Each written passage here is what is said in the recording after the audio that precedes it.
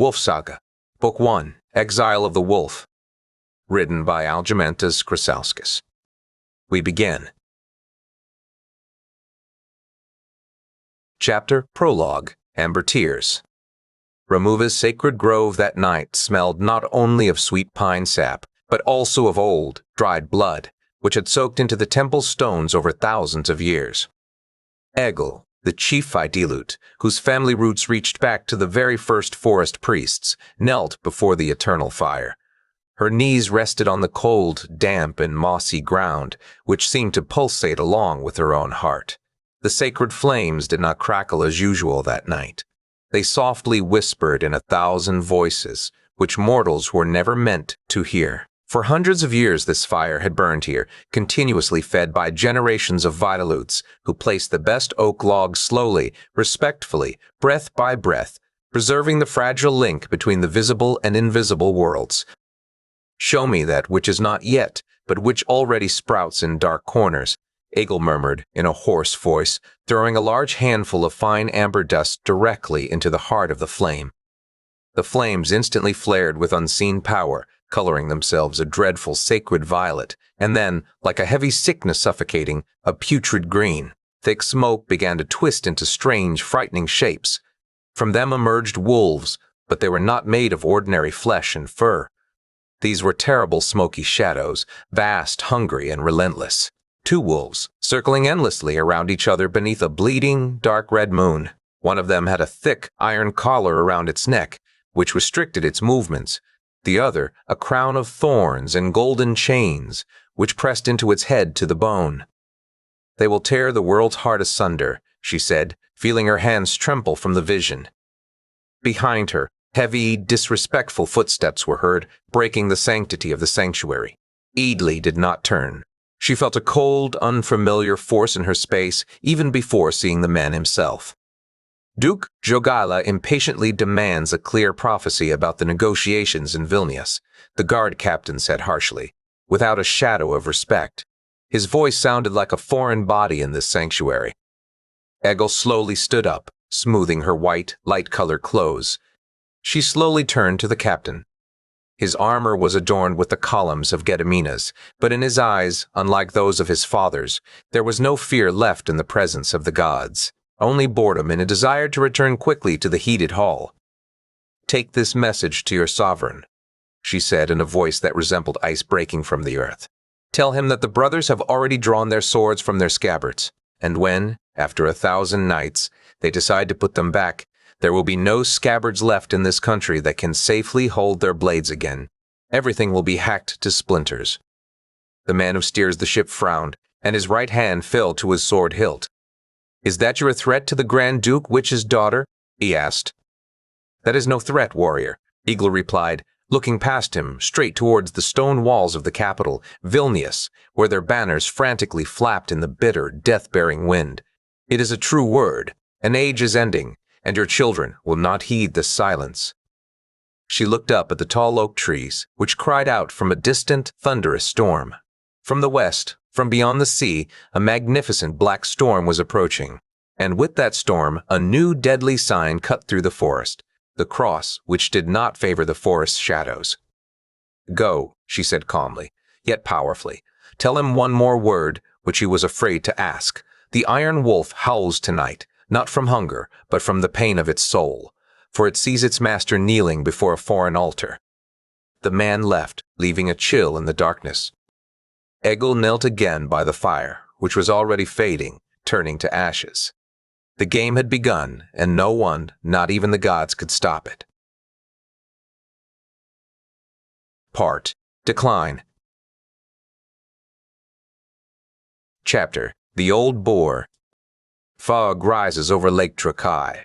This is no ordinary morning vapor from the water, but a dense white fog that slowly engulfs the castle towers, like a living creature. Autumn arrived early this year at Lake Galfa, bringing not only cold, but also a heavy, oppressive silence. The forests, which always whispered the names of ancestors and the secrets of animal trails, now stood frozen, as if holding their breath before an approaching storm that no one could foresee, but everyone felt in their bones.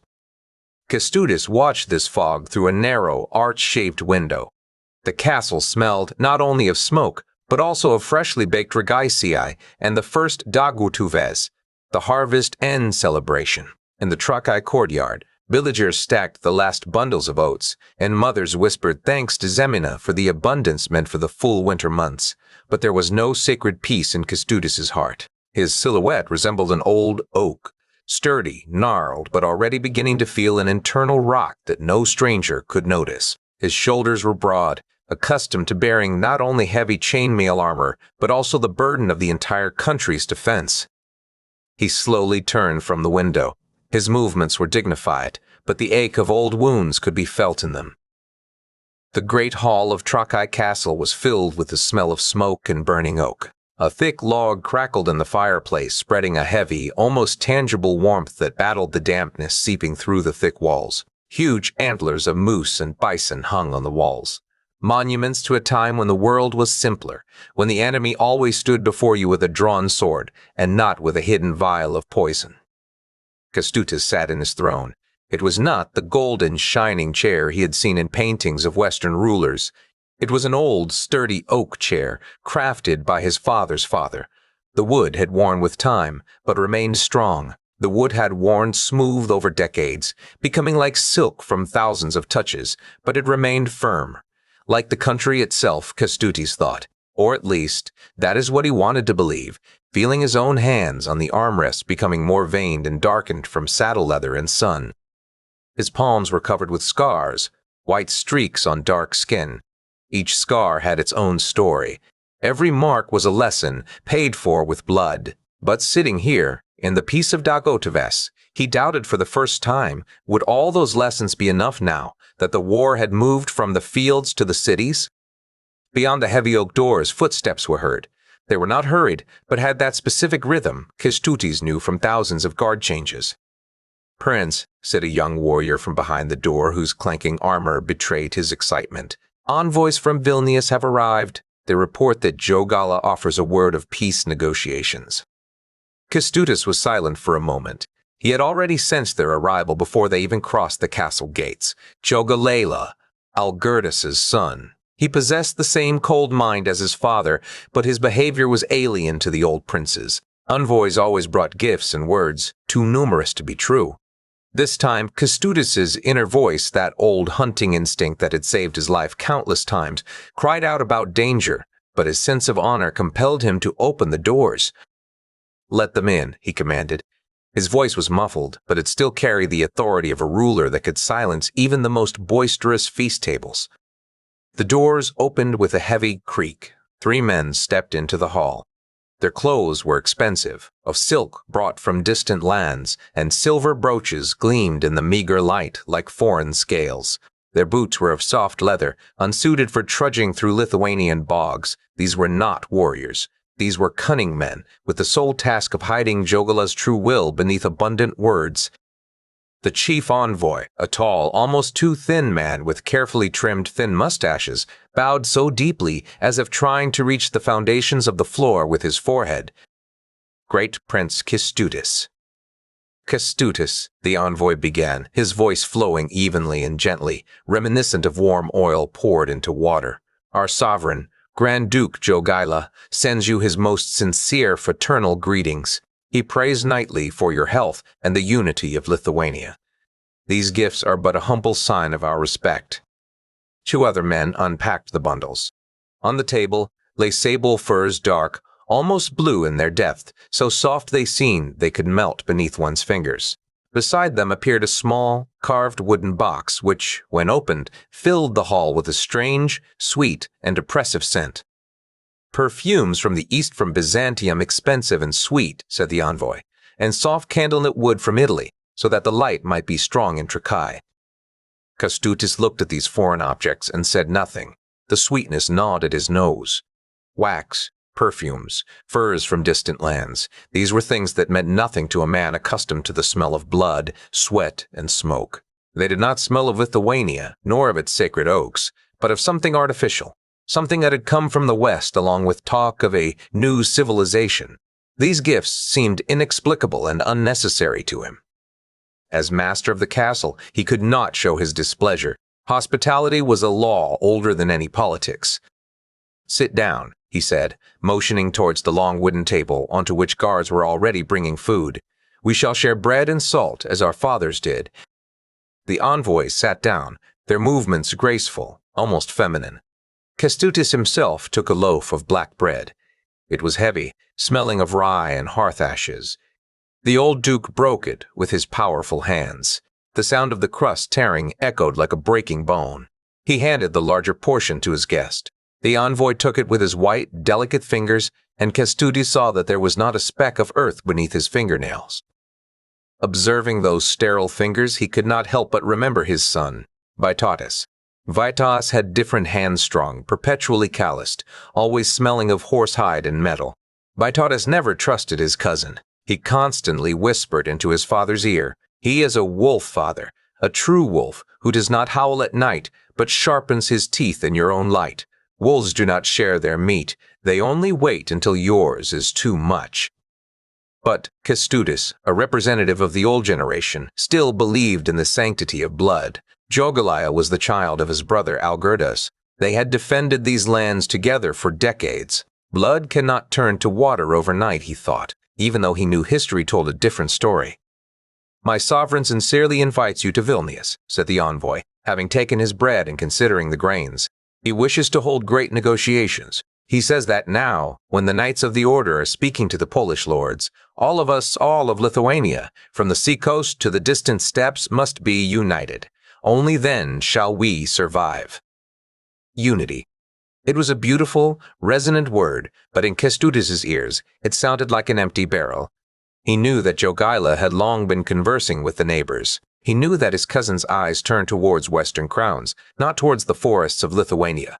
Jogaila wished to be king, and a king did not need an uncle to remind him of old glory and the gods.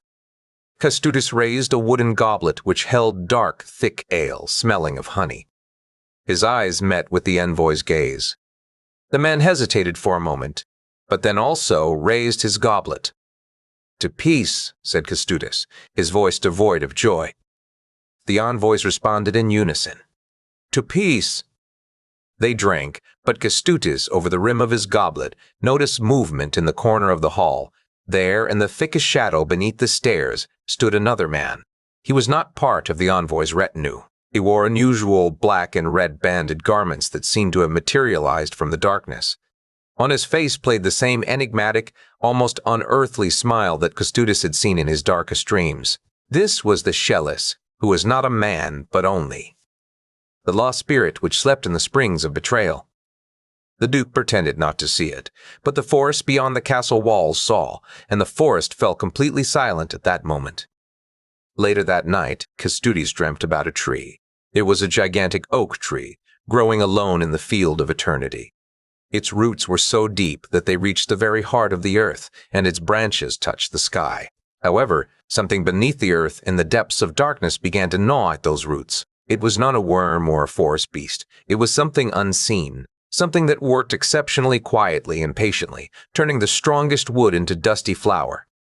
And when that oak tree finally began to lean, it fell not from a storm or wind. It fell under its own weight, because it no longer had anything to lean on. It fell from betrayal, which had begun decades earlier. Kestutis awoke drenched in cold sweat. Night silence reigned in Trakai Castle, but it was different. Outside the window, the fog became such a thick that it seemed as if the castle was floating in the sky, and there was the salty smell of the sea, the scent of iodine and amber like from old fish and cloth. Although the sea was far away, its scent came close this night. The Amber Mother called Kesto, but he did not listen, because he knew it was not help, but the final word. Chapter: Wolf's Warning. In the armory of Trakai Castle hung the heavy, metallic scent, a mix of iron, sulfur-smelling oil, and old leather holsters. This was the space where Vytautas felt best. Here, there was no room for the ambiguities that filled his father's halls after the arrival of the Vilnius envoys. Here, every object had its weight, its sharpness, and its clear purpose. Vytautas stood by a massive oak workbench, illuminated by a solitary wax candle that trembled restlessly from a draught.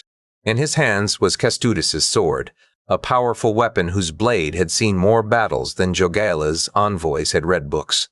He slowly cleaned the metal with a soft cloth, feeling every scratch that recalled clashes with Crusader steel. It was not just a tool for killing, it was a mark of lineage continuity.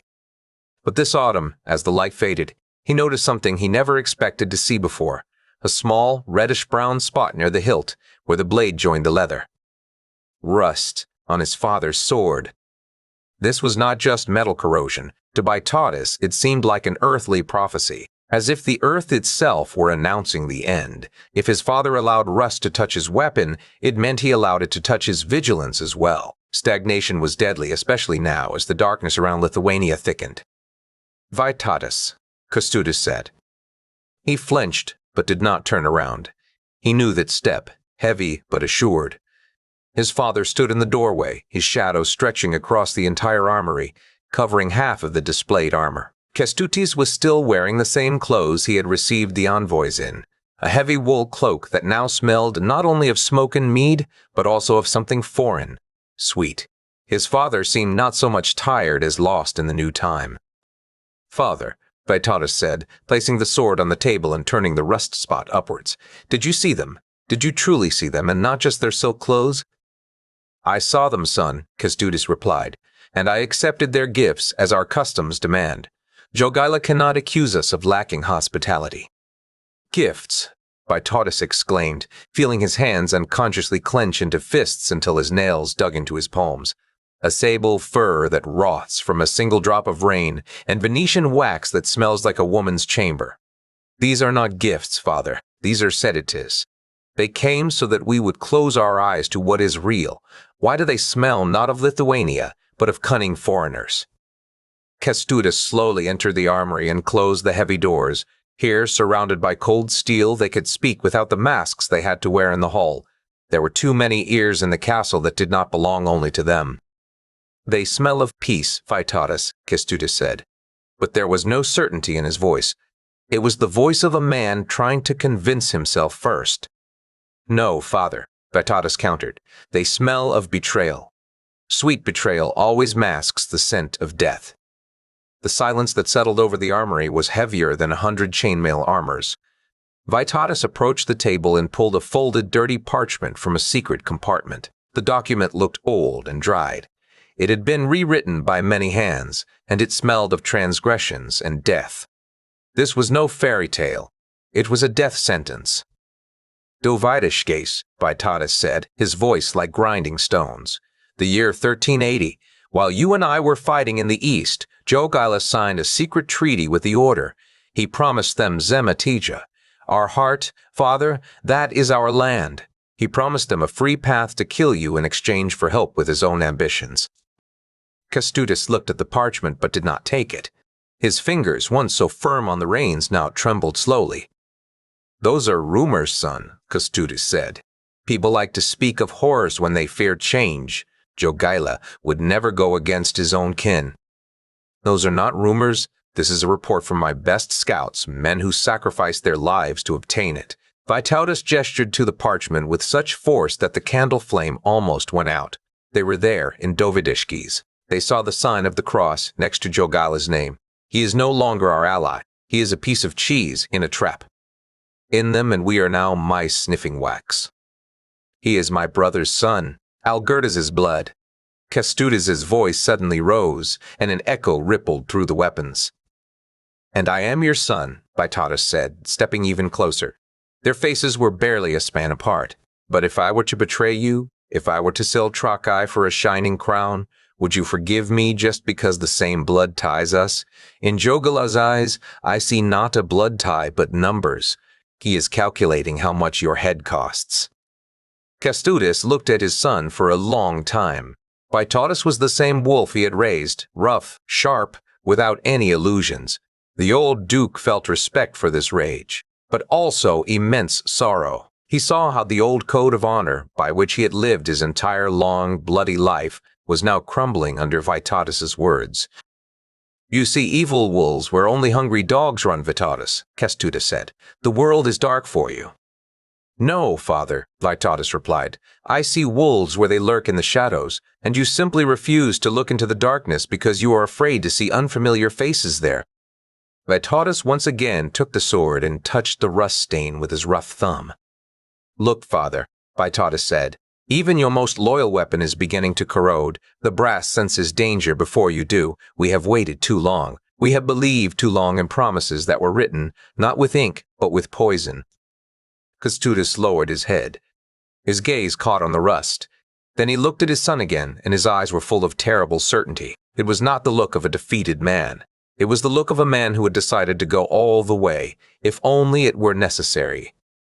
"Tomorrow we are going to Vilnius," he said quietly, almost whispering. "Father, this is suicide. Do not fall into their trap," Vytautas exclaimed. "We are going, Vytautas," Kestutis stated, "because I am not like Jogaila. I will not hide under cloaks of mourning and send false envoys. I will enter his hall, look him straight in the eyes, and ask for the truth.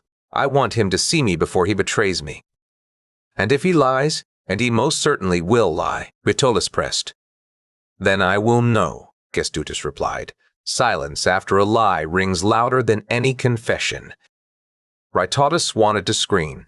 He wanted to shake his father by the shoulders, to shout that he was leading them straight into a trap from which there was no way back. But seeing Kestutis's face, that deep, tragic sadness, he understood. His father was not blind. He was afraid, but he was not afraid of death. He was afraid of living in a world where one could not trust one's family. For if family stabs you in the back, then the entire reality in which he had lived was a lie. "All right," Vytautas finally gave in, feeling a pang in his heart. "We will go. But I will take my personal guard, my best men who do not drink Jogaila's mead. We will be ready for all threats." Kestutis nodded, as if this decision had lifted a stone from his chest. He turned to go towards the door, but stopped on the threshold. The air in the armory suddenly turned icy. "Vytautas," he said without turning around, "you are the best warrior this land has seen in 100 years. But sometimes war does not begin when swords clash. It begins in your own heart, the moment you decide that trust is a weakness. Be careful that in destroying wolves, you do not yourself become a monster." He left, leaving his son alone among the shadows of cold metal. Vytautas stood in the darkness and listened to his father's footsteps, which echoed in the corridor until they completely disappeared. Then he looked at his father's sword again. The rust was still there, and, it seemed to him, it was spreading right before his eyes, devouring the silver sheen. He took a sharp stone and began to rub the iron with great anger. The stone shrieked as it met the metal. Sparks flew, but the harder he tried, the clearer he understood. Some stains are too deep to be wiped away. Some things rot from the very core. And sometimes the only way to save a tree is to cut off a branch that no longer blossoms, because it is hard to give up what is dear to you, even if that branch is your own blood. That night Vytautas did not sleep. He sat by a narrow window, and he listened to the forest, which sounded in an unfamiliar language. Trees cried in the wind, and their shadows on the snow looked like warriors, listening towards the castle walls. In the distance beyond the lake, the howling of wolves echoed, long, chilling, and full of hunger. Vytautas knew that it was not the wind. The wolves were approaching, and they smelled not of the forest, but of candle wax and sulfur. Chapter: Amber Dream. Brud stood alone in her personal sanctuary.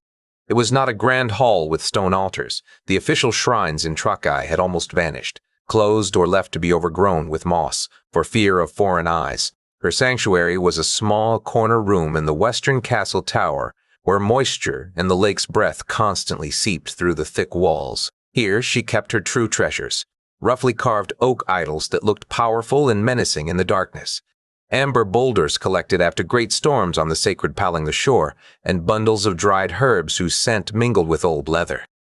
The silence in this room was different from the rest of the castle. It was not empty. It was thick with the shadows of ancestors and unuttered prayers.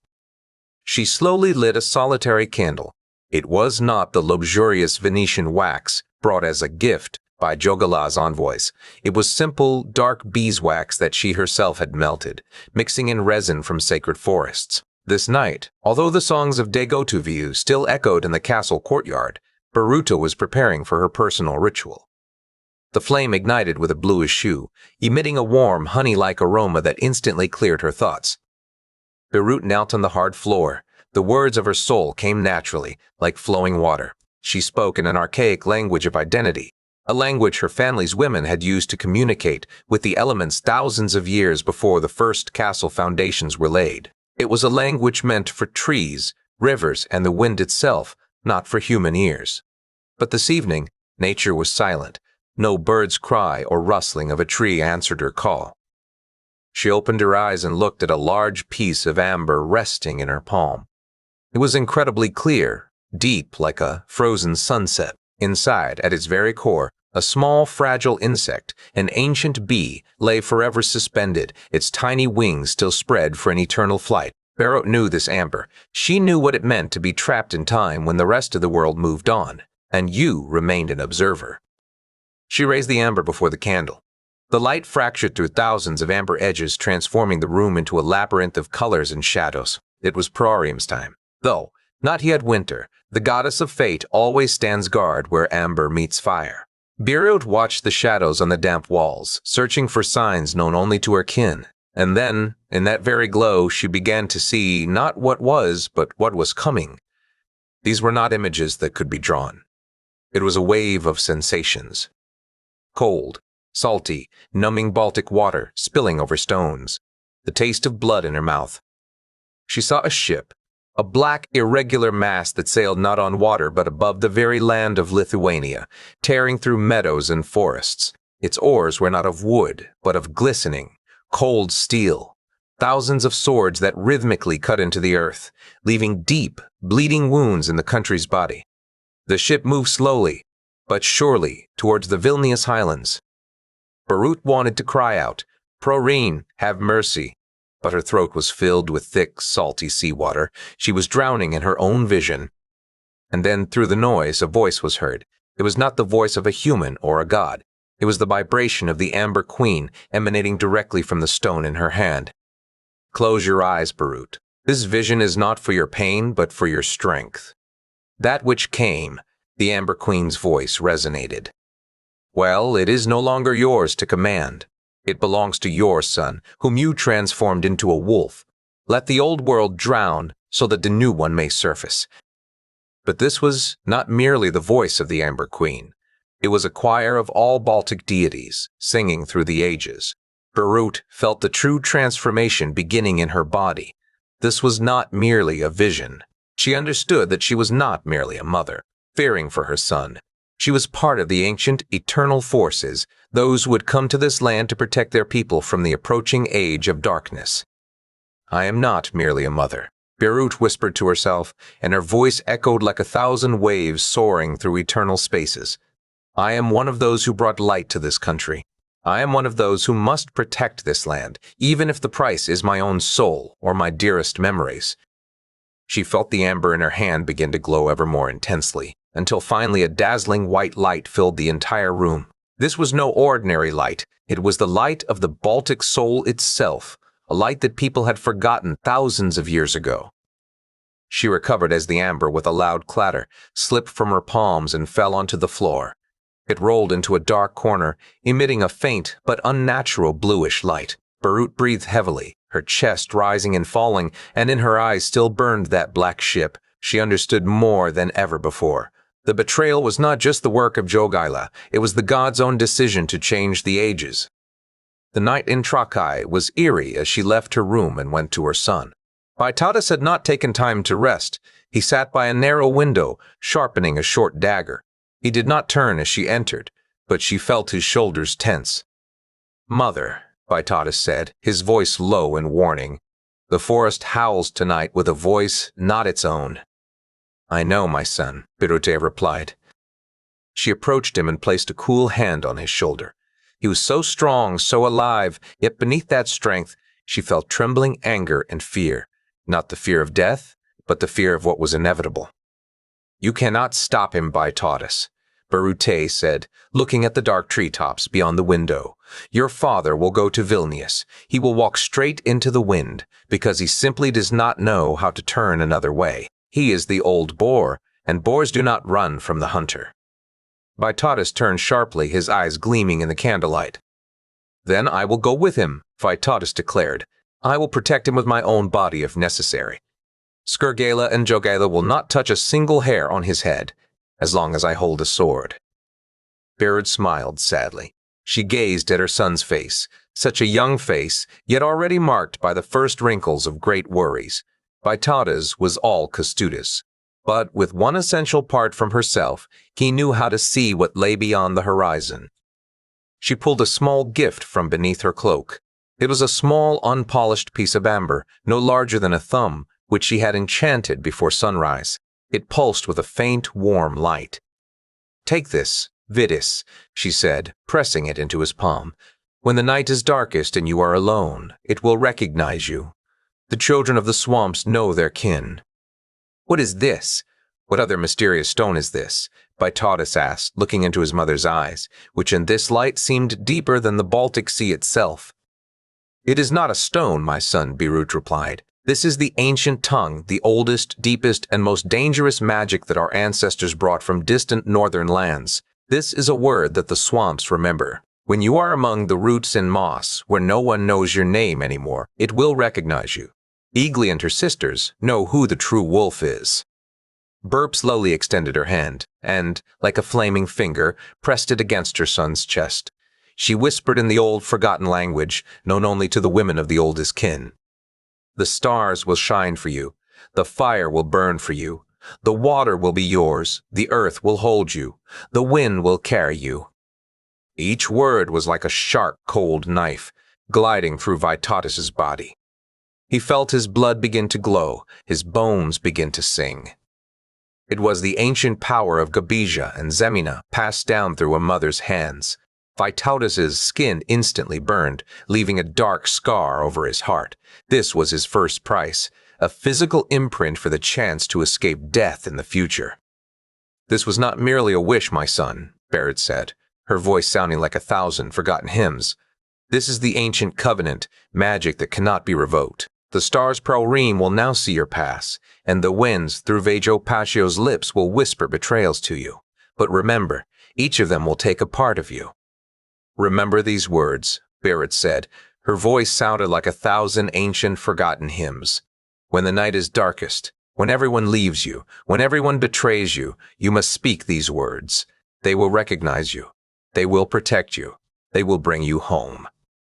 This is your guardian, and your memory of the sea you have not yet seen, the Orti continued. It will remind you that some battles are greater than all of us, that sometimes defeat is the only path to true victory, which will come many years later. Fight not for joy, my son. Fight for what remains when the smoke clears. Vytautas looked at the amber for a long time. His hard soldier's hands seemed foreign to such a fragile thing. Mother, he said, and his voice trembled for a moment. Why do I feel like you are saying goodbye? What will truly happen in Vilnius? She did not answer directly. She only leaned down and kissed him on the forehead. Her lips were cold, smelling of the salty coastal wind and death, but also of boundless maternal love. What has long been written in the stars and at the bottom of the lakes will happen, she said. But you will survive, for your legend has not even begun. I ask only one thing of you. When the time comes to be cruel, remember me not as a weeping woman. Remember me as the sea. The sea can be calm, but it never forgives those who disturb its depths. She left the room quietly, just as she had arrived. Vytautas remained sitting in the dark, clutching the amber tightly in his pocket. The stone warmed his skin, and he imagined he heard the distant, powerful roar of waves within it. Returning to her tower, Birute looked at the amber on the floor. It still glowed, but the light was no longer yellow like the sun. It was deep, rich, bluish, the color of the sea before the most terrible storm. She knew that the sea was already waiting for its sacrifice, that the black ship had already hoisted its sails. Chapter: Journey to Vilnius. Kestutis rode in front, his back straight as a castle wall. Vytautas was beside him, but kept falling behind, not just from his father, but also from the decision itself to go to Vilnius. A silence hung between them, heavier than armor. "Father," Vytautas could not hold back, "do you feel this silence? It is not natural." Kestutis stopped his horse and looked at his son. In his eyes there remained not fear, but a deep stubbornness. "The forest is always silent in autumn," Kestutis replied. "You rely too much on your intuitions and not on the old order. Zemina still holds us." "No, this is the silence before a blow," Vytautas insisted. "Someone is following us in the shadows." At midday they stopped by a stream. The warriors watered their horses, and Kestutis and Vytautas sat down on a stone.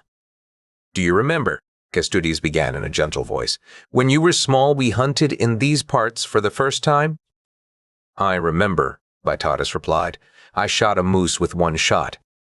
"That was not luck. That was an innate skill," Kestutis said, looking Vytautas directly in the eyes. "You are a good warrior, but now the time has come to become more. Jogaila is not a stranger. He is our family." Vytautas understood what his father was trying to do, to build a bridge over the past into a dangerous present. "Father, if we are met in Vilnius with true love," Vytautas said, "I will yield. But if Dovid's case was true—" "If it turns out you are right," Kestutis interrupted him, "we will resolve it. We are warriors. We know how to deal with the truth." In the afternoon they met a beggar. He sat by the roadside on a stone, dressed in gray rags.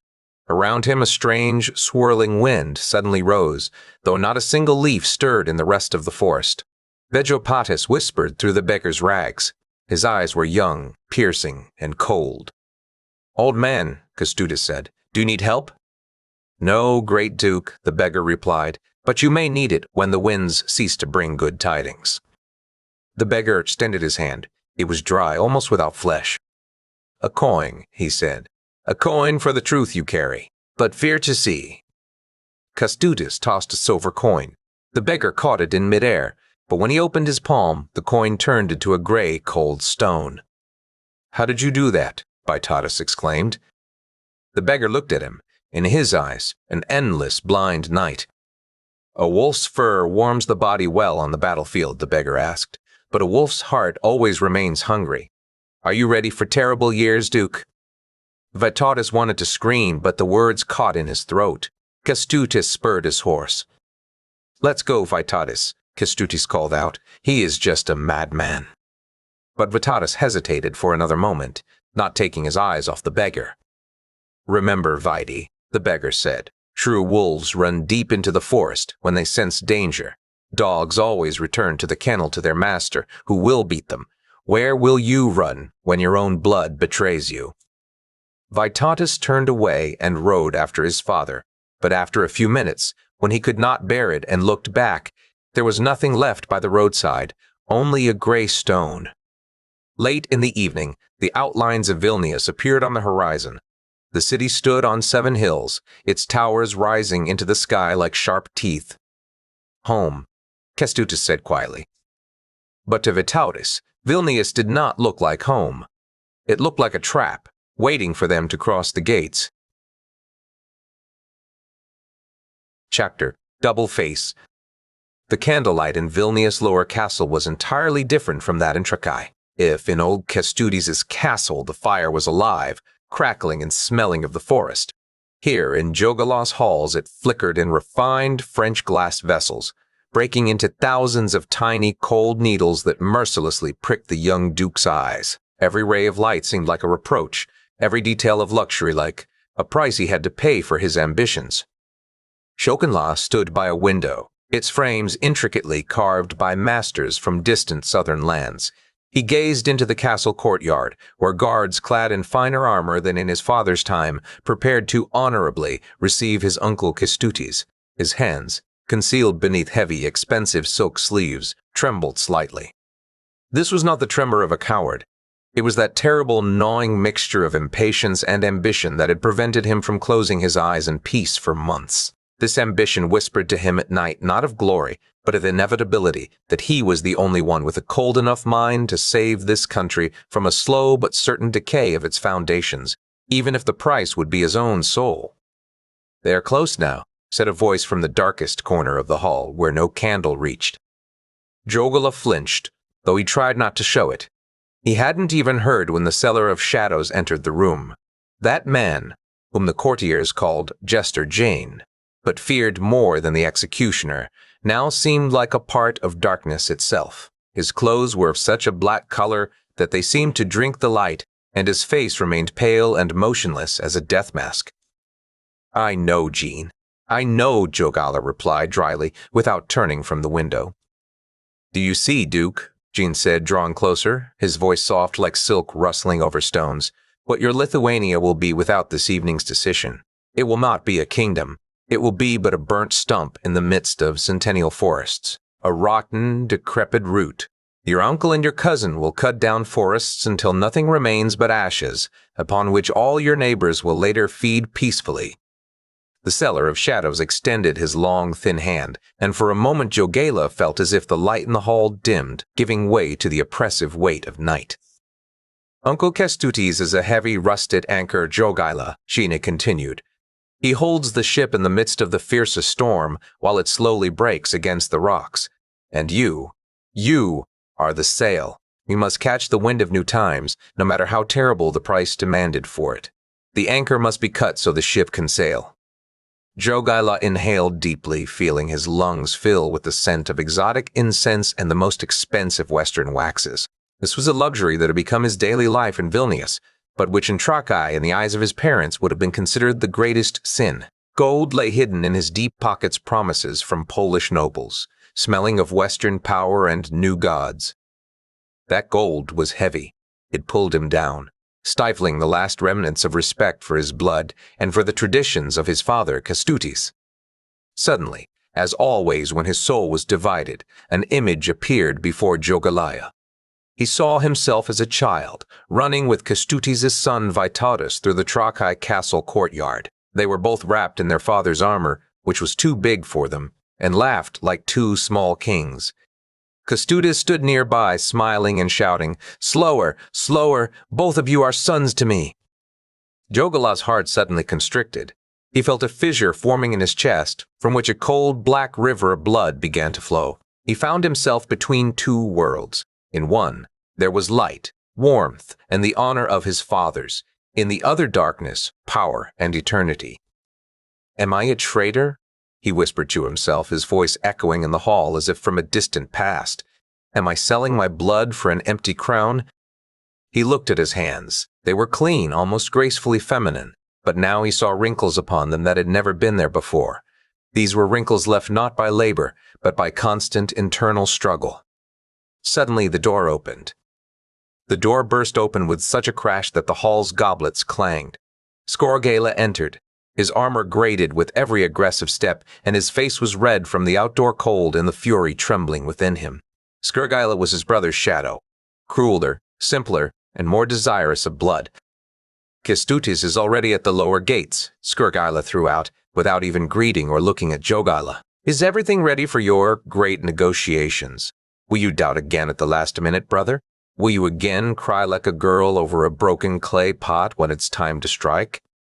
Jogala slowly turned. His face was now surprisingly calm, almost frozen, but his eyes were empty, as if all dreams had extinguished within them. "I do not doubt, Skorgala," Jogala said in a voice whose icy coldness surprised even himself. "I am merely calculating." "Excellent!" Skorgala laughed loudly, and the sound was not joyful, but rather like stones being dumped into an empty, deep pit. "We will cut off that old boar's head, and then we can talk about your new gods, gold, and those graceful Latin prayers. Today Vilnius finally belongs only to us. We are the new masters." "Vilnius has always belonged to the future, not to us," Jogala murmured, approaching the massive oak table. He took a pen and lightly, almost imperceptibly, touched the table. It was a small, symbolic gesture, confirming everything that had been planned. The Seller of Shadows in the corner smiled, and his smile was more terrifying than any threat. The trap closed even before Uncle Kestutis' horse entered through the castle gates. The entire negotiation hall had been transformed into a giant cage. When Skorgala left to give the final battle orders to the guard, A strange, utterly unnatural silence suddenly fell over the castle. All sounds from the courtyard. The clatter of horses' hooves on the paving, the shouts of soldiers, the clang of armor seemed to vanish, as if a thick layer of wax had suddenly grown over the castle, absorbing life. It was not peace, it was the beginning of the Feast of Silence.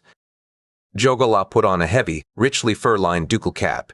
His face no longer trembled. He had successfully hidden the man beneath the heavy armor of a ruler. The moment the first horn blasts, announcing the arrival of Kestutis and Vytautas, sounded from the window, Jogala already knew with certainty there was no turning back. He was at once the nation's great savior and its greatest betrayer. In this new world which he was creating with his own hands, these two words slowly began to mean the same thing. He stepped toward the negotiation table, and his shadow on the floor looked far larger and older than himself. Chapter: Iron Gates. Vilnius met them with a treacherous silence, yet it was not a welcoming calm promising rest. It was a deafening, oppressive absence of all those sounds that usually fill the Grand Duke's capital on an autumn evening. There was no clang of blacksmiths' anvils to be heard, no shouts of market vendors or the noise of children playing in the narrow streets. Even the constant echo of guards' calls in the castle had fallen silent, as if the city were holding its breath before a decisive blow. Kestutis rode through the lower castle gates first. His hoarse and old, battle-hardened sentinel snorted restlessly and shied at every darker shadow, but the Duke sat in his saddle straight as an oak. He felt the cold, damp afternoon air tear at his lungs, but his face remained as immobile as a statue carved from stone. Inside, however, deep beneath old scars and worn armor, his warrior instinct screamed with a voice he had desperately tried to suppress all the way from Trakai. It was the scent of danger, sharp, metallic, smelling of sulfur, blood, and that terrible sweet betrayal, the gift boxes of which he had never wanted to acknowledge. Vytas rode beside his father, but his right hand did not leave his sword hilt for a moment. He felt an almost physical nausea arising from the sense of danger flowing through his very veins. Every corner of the red castle bricks, every narrow, well-like window seemed to him like a fatally cold eye, watching their approach with infinite disdain. The sky above the tall castle walls seemed incredibly small and distant, as if they had entered a deep cave from which no one had ever returned alive. "It is too quiet, father," Vytas murmured, his voice so low that only Kestutis heard him. "Even the birds above the cathedral are silent. We have ridden into a mousetrap." Kestutis did not have time to reply. No sooner had the last warrior of their escort crossed the threshold than a metallic clang echoed behind them, so loud, muffled, and final that it seemed the very ground of Gediminas Hill trembled. The great iron grates forged by the best German craftsmen descended with a terrible crash, cutting off any path back to freedom.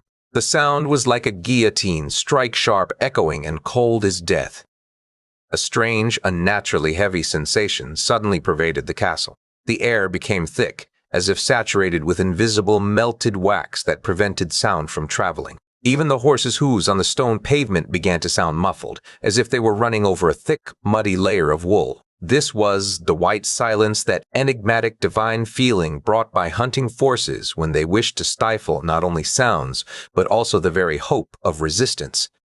On the massive wooden balcony, located directly above the negotiating hall doors, Skurgala suddenly appeared. His armor was polished to a painfully dazzling sheen, and his face was cold and ruthless as northern stone. He showed neither joy nor pity. He offered neither the traditional welcoming mead nor the sacred bread. He did not even bow to his uncles. "Uncle," Skurgala's voice rang out across the entire courtyard, amplified by the echo of the walls, but without any tremor of emotion. "You are weary. Your time to defend this country with old decaying methods is over. We have decided to take care of your burden. We will take care of your power. We ourselves will take care of Lithuania, for it deserves stronger hands." Vytas instantly, almost instinctively, drew his sword, but the metal only gave a dull clang in the thick air. He looked up sharply and felt his heart freeze. On all the castle walls, behind every crenellated parapet and falling shadow, stood hundreds of archers. Their arrowheads, cast from black steel, gleamed in the light of the dying sun, aimed directly at them. This was not a negotiation. It was an execution disguised beneath the cloak of protocol. Skirgala looked directly into Vidis's eyes, and a terrible, self-satisfied smile appeared on his thin lips. He savored every second of this moment-to-moment when brutal force and a well-planned betrayal finally vanquished millennia-old honor and ties of blood. It was a triumph for those who no longer believed in any gods, save their own ambitions. Beneath the grand arches of the gate, in the darkest shadow, stood another figure whom Kestutis did not notice, but whom Vitus felt with every fiber of his soul. The Seller of Shadows, almost invisible in the pagan twilight, watched the entire scene, slowly turning a small blackened stone between his fingers. This was the price the forest would have to pay for this day. The betrayal was sealed, and its weight had already begun to alter the order of the world. Yet higher still, atop the tallest Gediminas' tower, which today seemed blacker than any night, stood another observer. Jogaila, the new ruler of Lithuania, watched this entire scene with a face paler than the moonlight itself. His eyes, which an hour ago had blazed with the fire of ambition, now seemed like two black, endless oceans in which all his childhood memories drowned. "Is this my destiny?" he whispered to himself, his voice heard only by him. "Must I become the one who betrays his own blood to prove that I am worthy to rule?" He remembered running with Vytautas through the forests of Trukai in childhood, how they both craved the attention of Father Kestutis, how they laughed and dreamed of becoming great warriors. But now he understood that he would never be as strong as his uncle, never as loyal as Vytautas. He was just a frightened child wearing a king's robes, and this entire country knew it. If I were to retreat now, if I were to release them, his thoughts were like a river of sins, drowning his soul. They would call me weak, they would call me a traitor, and I must be strong. I must be strong. I must be king, he silently concluded. He decided abruptly. His face again turned to stone, and his eyes, cold as winter ice. He looked at the Seller of Shadows and slowly, almost imperceptibly, nodded his head. It was an agreement with his destiny, an agreement to become the one who would win at any cost. Kestutis slowly, very slowly, lowered his head. His shoulders, which for decades had borne the burden of the country's defense, now seemed unable to bear a single sentence from Skirgala. He no longer looked at his nephew. He looked at the ground, at the wet, blackened bricks of Vilnius, which for him had now ceased to be part of his ancestral capital, but rather the foundations of his own tomb. Betrayal, Kestutis uttered softly, almost soundlessly. That word was so heavy and full of pain that the white silence shattered for a moment like glass, giving way to the distant rustle of the wind. But the trap had already irrevocably sprung shut. Vilnius, the city of their ancestors, the sacred soul of Gediminas, had now become their cold prison. And beyond the iron gates, the forest began to weep mournfully. But no one in the castle heard those cries anymore.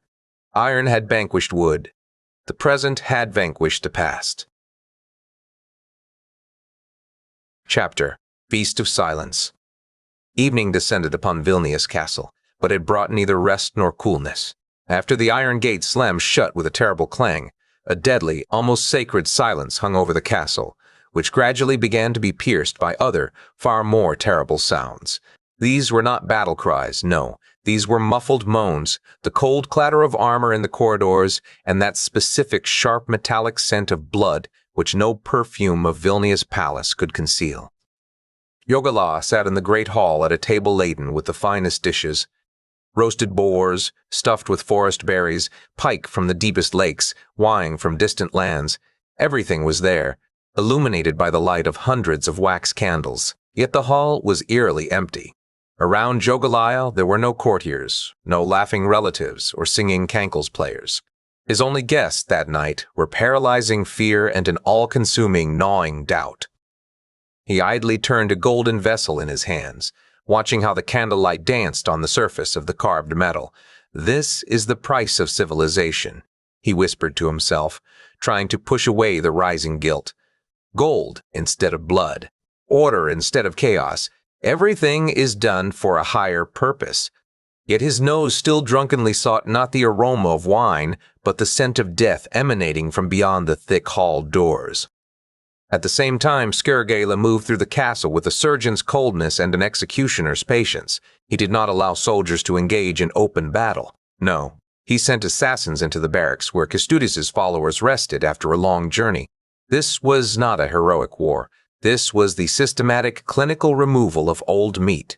Soldiers who had defended Lithuania from the Teutonic Knights for decades, shoulder to shoulder with Kestutis, were being killed simply in their sleep or while drinking the last cup of their lives, without even understanding what had befallen them. Skirgala watched this without any emotion, jotting down each successful operation in his notebook as a simple task. In the great hall, where Jogala sat frozen, a Latin chant suddenly arose. A solitary monk secretly brought by Jogala's advisors from neighboring Poland began to chant Miserere. His voice, though beautiful, echoed in the empty space like a curse, attempting to drown out the slaughter happening outside. Jogala listened to the chant and felt his shadow on the wall gradually begin to move independently, as if wanting to detach itself from his trembling body. It was a sign. His humanity was receding, giving way to that dark, merciless form which God had patiently nourished. Every guard of Kestutis killed that night, every spilled blood sacrifice, was as if placed into the chest of the golden serpent.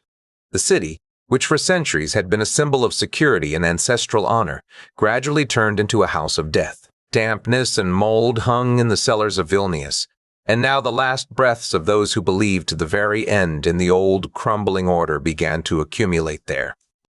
Jogala finally rose, raising his goblet for Lithuania, until his voice drowned in the monk's chant. The hall doors slowly opened, and Skirgala entered. He unhurriedly wiped his bloody knife on the luxurious silk tablecloth directly in front of his brother and calmly sat down beside him. "It is finished, brother. Vilnius is clean," Skirgala said, reaching for a roasted bird's thigh. The feast could begin, but no one at that table was hungry. The forest beyond the castle walls shrieked with wind and sorrow, but within the castle, silence reigned, a terrible, sacred, and utterly merciless. Silence that left no room for repentance. Vilnius was no longer a city of people. It had become a field of blood and souls. Chapter: Dungeons of Kreva. Kreva Castle was built not to protect lives, but to discreetly hide them from the eyes of the world. The walls were very thick, built of large stones that allowed no light or hope into the castle. Here, deep in the heart of the Belarusian forests, the true gray winter began, a time when sky, earth, and human hearts merged into one endless, unforgiving color. Kestutis sat in his room, which to him, accustomed to wild lands, seemed smaller than a wolf's den. His gigantic, scar-ridden body, which for decades had worn heavy chainmail armor and ridden across plains, strangely contracted here. Each drop of water, slowly falling from the damp ceiling onto the rotting straw, sounded like a funeral bell in an empty cathedral. His warrior spirit slowly faded, giving way to that strange, almost divine cold brought by the white silence. In the darkness, he began to see his dead brother's Algirdas, watching him from a stone corner with silent compassion, and other distant ancestors, standing in the shadows with that tranquility which he himself, imprisoned and betrayed, could no longer find. Vytautas was locked in another room, separated from his father. They could not see each other, but their voices, muffled by stone and dampness, occasionally reached one another through cracks between the stones. In this darkness, Vytautas did not lose his strength. Instead, he grew sharper. His opinions about family honor vanished when Vilnius fell. Now, one feeling dominated him, a thirst for revenge. He scratched at the walls with his fingers until they began to bleed. That dark, thick blood on the gray stone was the only painful, true color in this entire rotting gray world. "Do you remember, Vytautas?" Kestutis' muffled, cracking voice asked. "That day when I first sat you, still a very small child, upon a real horse? The forest then was not like this gray stone. It was brightly green, smelling of summer and freedom. It seemed that the whole world lay beneath our feet." Kestutis recounted stories beneath the earth's vaults, and his words were not like ancient memories, but like a final, painful farewell to life. He spoke of youthful campaigns, of songs by the fire when the sky was starry, and of a time when Lithuania was united because it had its own gods and not foreign kings' crowns. In this earthen-walled chamber, his stories were the only protection against the oppressive grayness that enveloped everything. Bartadas usually did not reply. He only sat in the darkness, reaching into his clothes pocket and pulling out a small pebble his mother, Beirut's last farewell gift. In the darkness, the pebble emitted a barely visible light, as if the last son of Trakai was enclosed within it. This was his only living connection to the real world, to the forest, to the sea, and to Beirut's scent of the sea. The light was fragile, but it did not allow his mind to succumb to that chilling, hopeless cold that emanated from the moldering walls of Kreva. Kreva was a place where all roads and all dreams ended. Here, it smelled of old ice, damp stone, and straw. Time stood still here, turning into a gray, unending darkness where death seemed not like an end, but like the only liberation from this stone cage. They only waited. Each drop that rolled from the vaults announced that their time in this sun was ending. The forest beyond the walls roared, calling for its princes, but the darkness answered nothing. Chapter: The Last Song. The night in Kreva Castle was black as an old pagan curse, permeated with dampness and hopelessness. Kreva that night smelled of nothing but death, which impatiently waited behind the thick stone doors. Kestutis sat on rotten straw in his cell listening to the silence. This was no longer the silence he loved in the forests after a hunt. This was an oppressive, waiting silence, reminiscent of the Feast of Silence in Vilnius Castle. He knew what was coming. His warrior's intuition, which had never failed him in 100 battles, now clearly stated negotiations were over. The execution had begun. The door opened without warning, the metal latch echoing in the dungeon vaults like the dry snap of a branch. 3 men entered. These were not Lithuanians. Their faces, lit by a single torch, showed Slavic features. Rus people, mercenaries, people without souls, without a homeland, and without names. Only sharp hands and cold movements. They were not here to fight, but to perform an ordered task, for which they had been paid in gold. Kestutis slowly stood up. Even here, in a miserable dungeon hole lit only by a dying torch, he remained as straight as a majestic Trakai oak. His gigantic silhouette filled the cell, casting a shadow that seemed to intimidate even the killers themselves.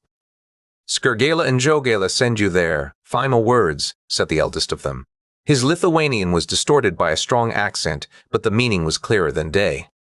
"Tell my nephews," Kestutis' voice was calm and deep, without any tremor of fear, "that they are both the greatest cowards this Semina has ever borne. If they had even a drop of our ancestors' honor, they would be here themselves, sword in hand. But they chose shadows and cheap mercenaries. Gabija will not shine on your masters today."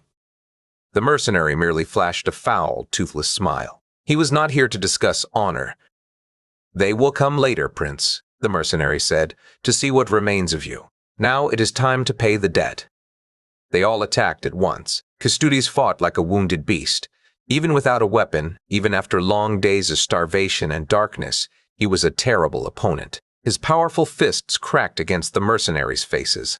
He heard breaking bones and terrible screams of pain echoing in the dungeon. One of the attackers he threw against the wall with such force that a dull sound of a skull crushing was heard. But there were 3 of them. They were young and well-fed. Eventually, they forced the old prince onto the damp ground. One pressed down on his hands with his full weight, another on his legs, preventing him from moving. The third slowly drew out his main tool. This was no ordinary chain. It was heavy, forged, and frighteningly gleaming in the firelight. The same golden chain that Jogela's envoys had carried as a gift. "This order is from Krakow," the mercenary said, applying the chain to Kestutis' neck. "The Poles wanted it to be fitting for your honor. It is a golden chain." The chain tightened, and the light of Gabija's torch in the corner flickered and faded, giving way to the icy night of Prorim's vaults. The world began to dim, turning into an endless gray mist. And then, at the very edge of his suffocating consciousness, he saw her. Beirut stood in the dungeon cell, though it was impossible.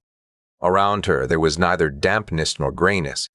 She looked magnificent, radiant with the same primal beauty that had captivated him on the Palanga seashore many years ago, young with long, windswept hair and the same mysterious smile. She simply stood there, and it seemed the walls vanished. She extended her hand to him, which smelled of tar. "Come, my prince," she said in a voice that sounded not like a sound, but like the roar of the sea. "The sea already awaits your soul. Your fight is over." Kestutis wanted to tell her that he could not leave, that the forest was still burning, that Vytautas was left alone in this fratricidal forest. He needed at least one more moment, one more strike. But Beirut only gently shook her head, and in her gaze was an infinite peace. "He walks his own path, Kestutis. Now he is only himself, his own. And wrath and wisdom, this will help him more than your honor. The forest will take care of its own wolf." The chain closed definitively. The world began to fade, turning into an endless gray mist. The last thought that echoed in Kestutis's head was of a dream. He saw a great oak falling in a field. The tree falls because the gods have decided that there is no place for its roots in this new land. Beyond the walls of Kreva Castle, in the deepest recesses of the forest, thousands of wolves suddenly began to howl at once. It was not a hungry howl. It was a long, chilling, and hopeless lament that made the guards in the castle cross themselves or spit. The forest knew. The forest wept for its last true son. The old era officially died in the dungeon, and death smelled of Polish gold and old blood. In the morning, Vytautas heard the news through an opening. He didn't need to see anything. He simply felt the unspeakable silence that settled over the castle after the wolves howling. He sat in his chamber, motionless, staring at the gray stone wall until his vision blurred. He did not cry. No cries of pain erupted from his chest. Instead, he felt something essential within him finally die. It was not his soul or his will to live. It was faith. Faith that the world operates according to the laws of justice. Faith that family is a sacred shield. Everything that connected him to Kestutis' honor vanished with his father's last breath. Only coldness and pagan wrath remained, settling like snow. Vytautas pulled out a piece of amber and squeezed it in his palm so tightly that the stone began to burn his skin. The light within was dim, but it was still there. It was no longer sunlight, it was the light of the stone which kept him from freezing. The game had changed. The wolf finally understood that the forest belongs not to the strongest, but to the one who knows how to stalk the longest. Chapter: Cold Morning. The morning in Kreva dawned gray, heavy and hopeless, as if the sun itself had feared to open its eyes and see what this terrible night had left behind. For Vytautas, the entire world suddenly lost its colors. There was no longer the rich green of the forest, nor the blue of the sky. Only one endless, oppressive, and all-consuming mass of gray. The air was so cold that each breath gnawed at his lungs like tiny shards of glass. He stood in the castle courtyard, surrounded no longer by guards but by witnesses to death, and gazed at what remained of his father. Kestutis lay in a simple, dirty wooden cart, cast upon a pile of rotting straw and hastily covered with an old, worn fur. The legendary warrior, the Grand Duke, whose name made the hearts of all neighbors from the Baltic to the Black Sea tremble, now looked like any other mad fugitive murdered on the road. It was a sight no spirit should ever behold, the truest result of Jogalaya's promises and negotiations. Vytautas did not move a millimeter. He did not touch his father's cold body, did not cry out to the heavens, and shed not a single tear. There was no room left for grief in his eyes. They were filled with a hard, metallic gleam, reminiscent of forged autumn ice. His heart, at that moment, finally froze, becoming inaccessible to any human warmth or pity. This was not simple mourning. It was a brutal transformation. He ceased to be a son, and became a survivor, a being whose sole purpose now was not to avenge the past, but to reshape this entire rotten world from its foundations, so that there would be no place left in it for such cheap and gilded betrayal. The prison warden, a fat man with perpetually sweaty palms and cowardly eyes, tried to initiate something resembling a conversation, evidently wishing to shed responsibility. It was a terrible, unfortunate accident, Duke. He himself, well, age, his heart couldn't bear such a burden, the man stuttered mid-sentence, catching Vytautas' gaze. Vytautas said nothing, but that look made the warden instinctively step back a few paces until his back reached the cold castle wall. It was not a human gaze. The smoldering fire within it smelled not of forest bonfires, but of lightning, a sharp, painful, and unfamiliar sensation that made the hair on the warden's arms stand on end. Vytautas felt a strange, rhythmic vibration in his fingers, the first true touch of Prakunas, that dreadful, divine weight he would have to carry like a curse for the rest of his life. This was not a gift from the gods. It was a verdict, choosing him as its bloody and merciless instrument to establish a new order. A deep revulsion for this entire environment reached its peak. He understood that Kestutis would not be honorably burned on a high pyre with his best horses, golden weapons, and the lamentations of 1,000 warriors. Jogaila and Skirgaila had decided to utterly disdain him, to bury him like a homeless dog beneath the castle walls, without any rites, without the blessing of the priests, spitting on ancestral customs dating back millennia. This was the greatest possible insult that could have been conceived in their nocturnal chambers. Returning to his damp cell, Vytautas approached a small metal bowl filled with grayish water. He recognized the reflection, dirty, emaciated, his own face still bearing the features of his uncle, which he now could not stand. With an old, miraculously preserved, blunt knife, he mercilessly shaved off his beard and tore from his clothes the last signs of nobility and ornaments. He had to become a stranger, nameless, so that he could break through the walls and escape to freedom. His mind now worked like a sharp, newly sharpened sword, arranging every detail of his escape with millimeter precision. Every guard step in the corridor, every silent drop of water now fell like hidden stars of lightning, marking his path. Scouts reported that Ona, his wife, a woman who had miraculously been permitted to visit him, had appeared at the castle gates to him. For the last time before the final decision, Vytautas looked through a narrow opening in the wall at the thick, whitish morning fog that engulfed the castle's base. "An open road smells sweet of death," he whispered, and his voice was as cold and merciless as the air beyond the walls. "But my story does not end in this dungeon. It only begins." The forests of Kreva stood frozen, awaiting the next move on the great chessboard, and Vytautas, the survivor, smiled for the first time in many days.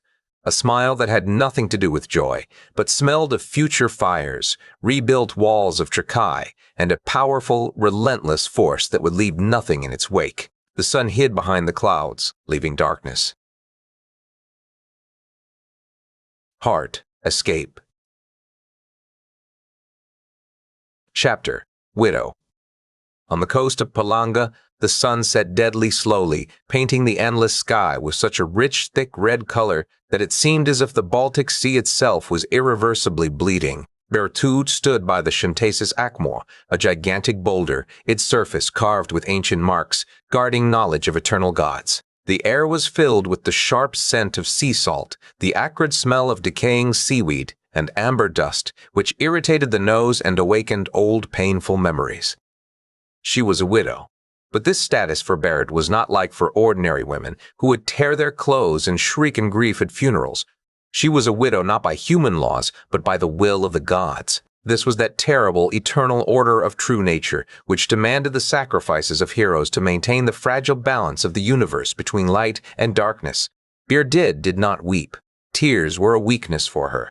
Instead of grief, she felt a ritual power rising within her, that cold, sacred transformation, which gradually turned her from a human into the Amber Queen, sister of Bonkudis's waters and Zemina's womb.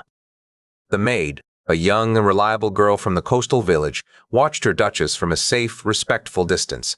Her eyes were full of unspeakable fear. She saw how Berute, wearing only a thin white linen garment, slowly and gracefully waded into the cold, steel-colored Baltic Sea water up to her knees. Waves rolled towards her with a terrible roar, but upon reaching her body they miraculously calmed, as if Barrett were the mistress of the water itself. It seemed that the sea itself bowed before her, acknowledging its new sovereign.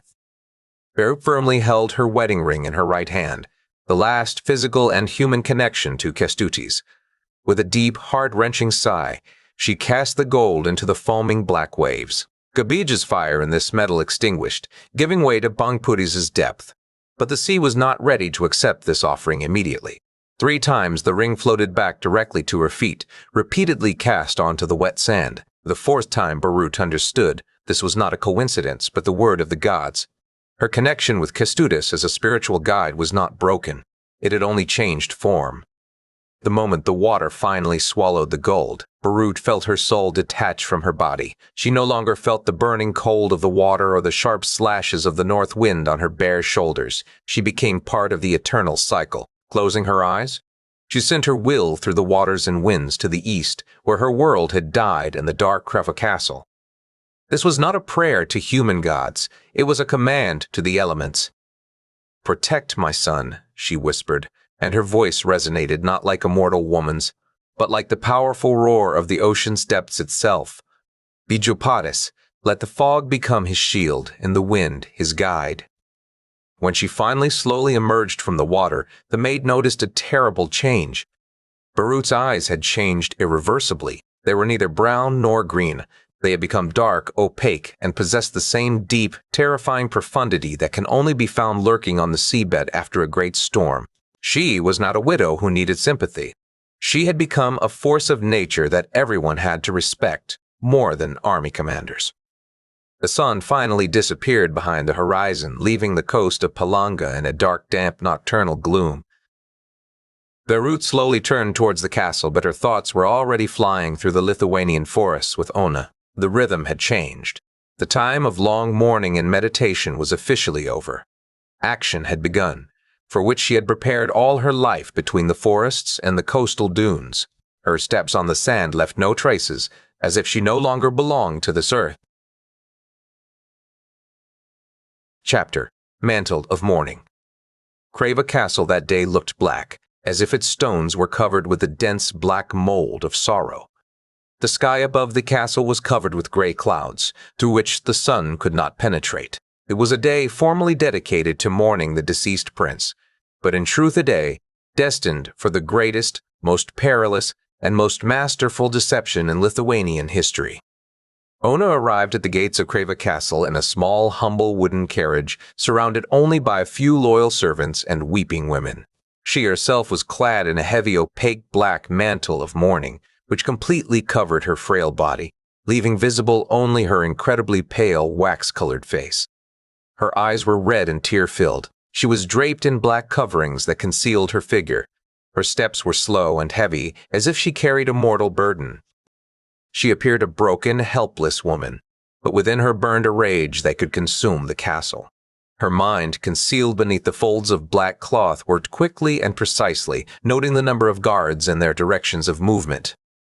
At the gates, Skergela himself met her. He appeared even larger, more menacing, and more brutal in his new, painfully polished armor. He looked at Ona with that irksome, demeaning pity that powerful men usually reserve for beings they do not consider their equals or dangerous. In Skergela's world, women were merely beautiful decorations, valuable only insofar as they could provide noble offspring or politically strengthen new alliances with their blood. He simply could not perceive any threat in this trembling, weeping black form, which seemed about to collapse from the slightest gust of wind. "Widow," Skergela muttered over his shoulder, not even bothering to remove his heavy helmet with its lowered visor. "Have you come to mourn your defeated and hopeless husband? We can grant you this grace. It seems Jogela's heart is merciful. You may see him one last time, princess, but be quick. Do not disturb the guard. Jogela dislikes long, slobbering mornings. They attract misfortune." Ona merely nodded slightly, stifling another sob beneath her slender palm so she would not have to answer him with her trembling voice.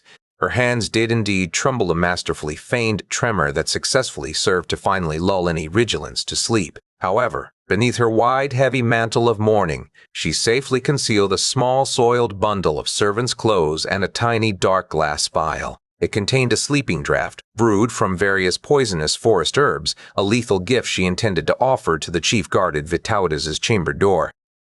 The Seller of Shadows, sitting on the high castle wall like some great black raven, watched this entire scene with unconcealed, almost divine interest. He had always loved physical force, but even more so, German or Lithuanian cunning. He immensely enjoyed observing how mortals used their supposed weaknesses as sharp knives, cleverly hidden beneath silk or pretense. He sensed that this night, Kreva would change its master. Ona slowly passed through the massive gates, accompanied by fragments of loud, heart-wrenching dirges, which her accompanying women sang according to ancient custom. This was the deepest pagan mourning tradition, which today became a perfect, opaque mask for her true deadly purpose. She noted every movement of the guard, counted every turn, every door, and memorized every sound of a key turning. As she began to descend into the damp, moldy dungeons of Kreva, where an icy, bone-chilling cold prevailed, she felt the shadow of her father, Kestutis, accompanying her down into the darkness. Her voice trembled only once, but not from fear of being caught. Rather, from a sacred certainty that this night would irrevocably change everything. Her last brief glance over her shoulder at the castle courtyard was not a farewell to the past, but a cold promise. A promise to return not with tears and onion juice, but with fire, blood, and begged for vengeance for all the shame of their kin. Her cloak sank into the underground darkness, pulling down the last piece of the castle. Chapter: The Exchange.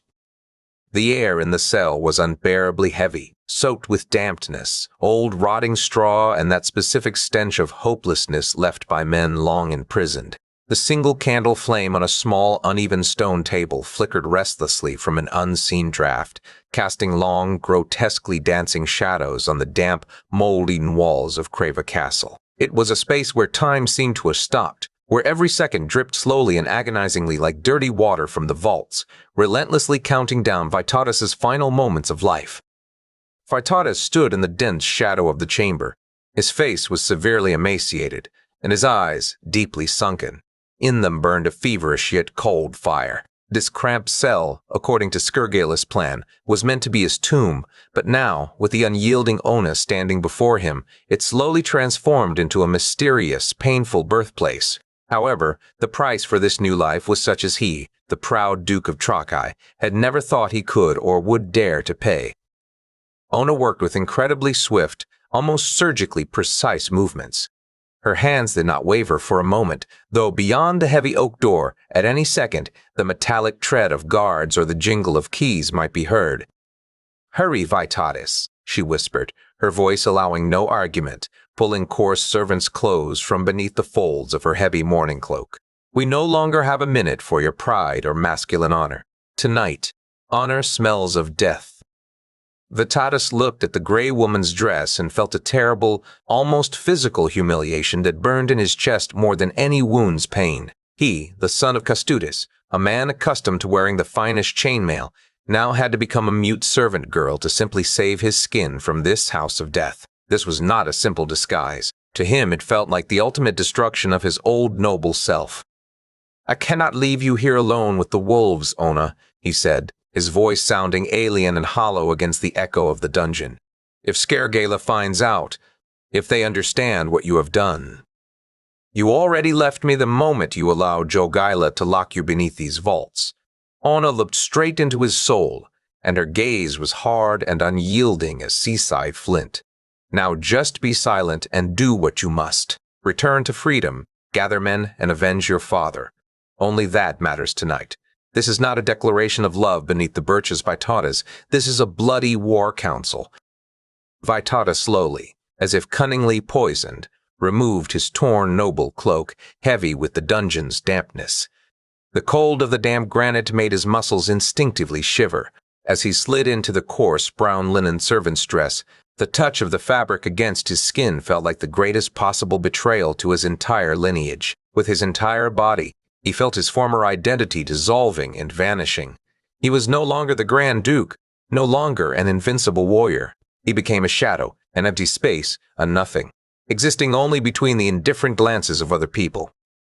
Ona, with a sudden movement, tucked a sharp, short knife beneath his long, dark hair.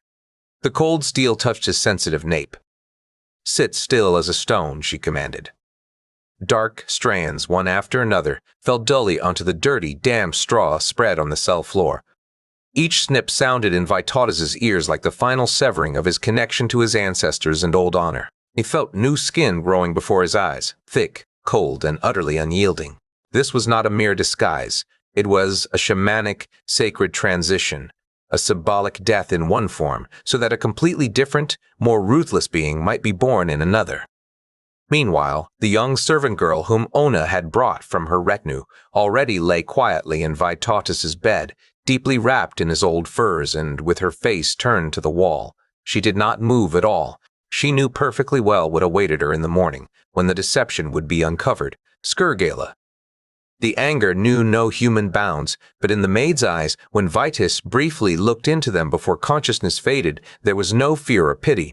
There was only a calm, sacred sacrifice. She was a follower of the Mother of Roots, a secret member of the old faith, and she sincerely believed that her death this night would be the seed from which a new, powerful, and free Lithuania would finally grow.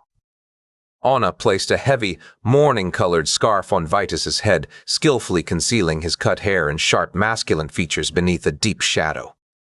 Look only at your feet. Never raise your eyes to the guards, even if they speak to you.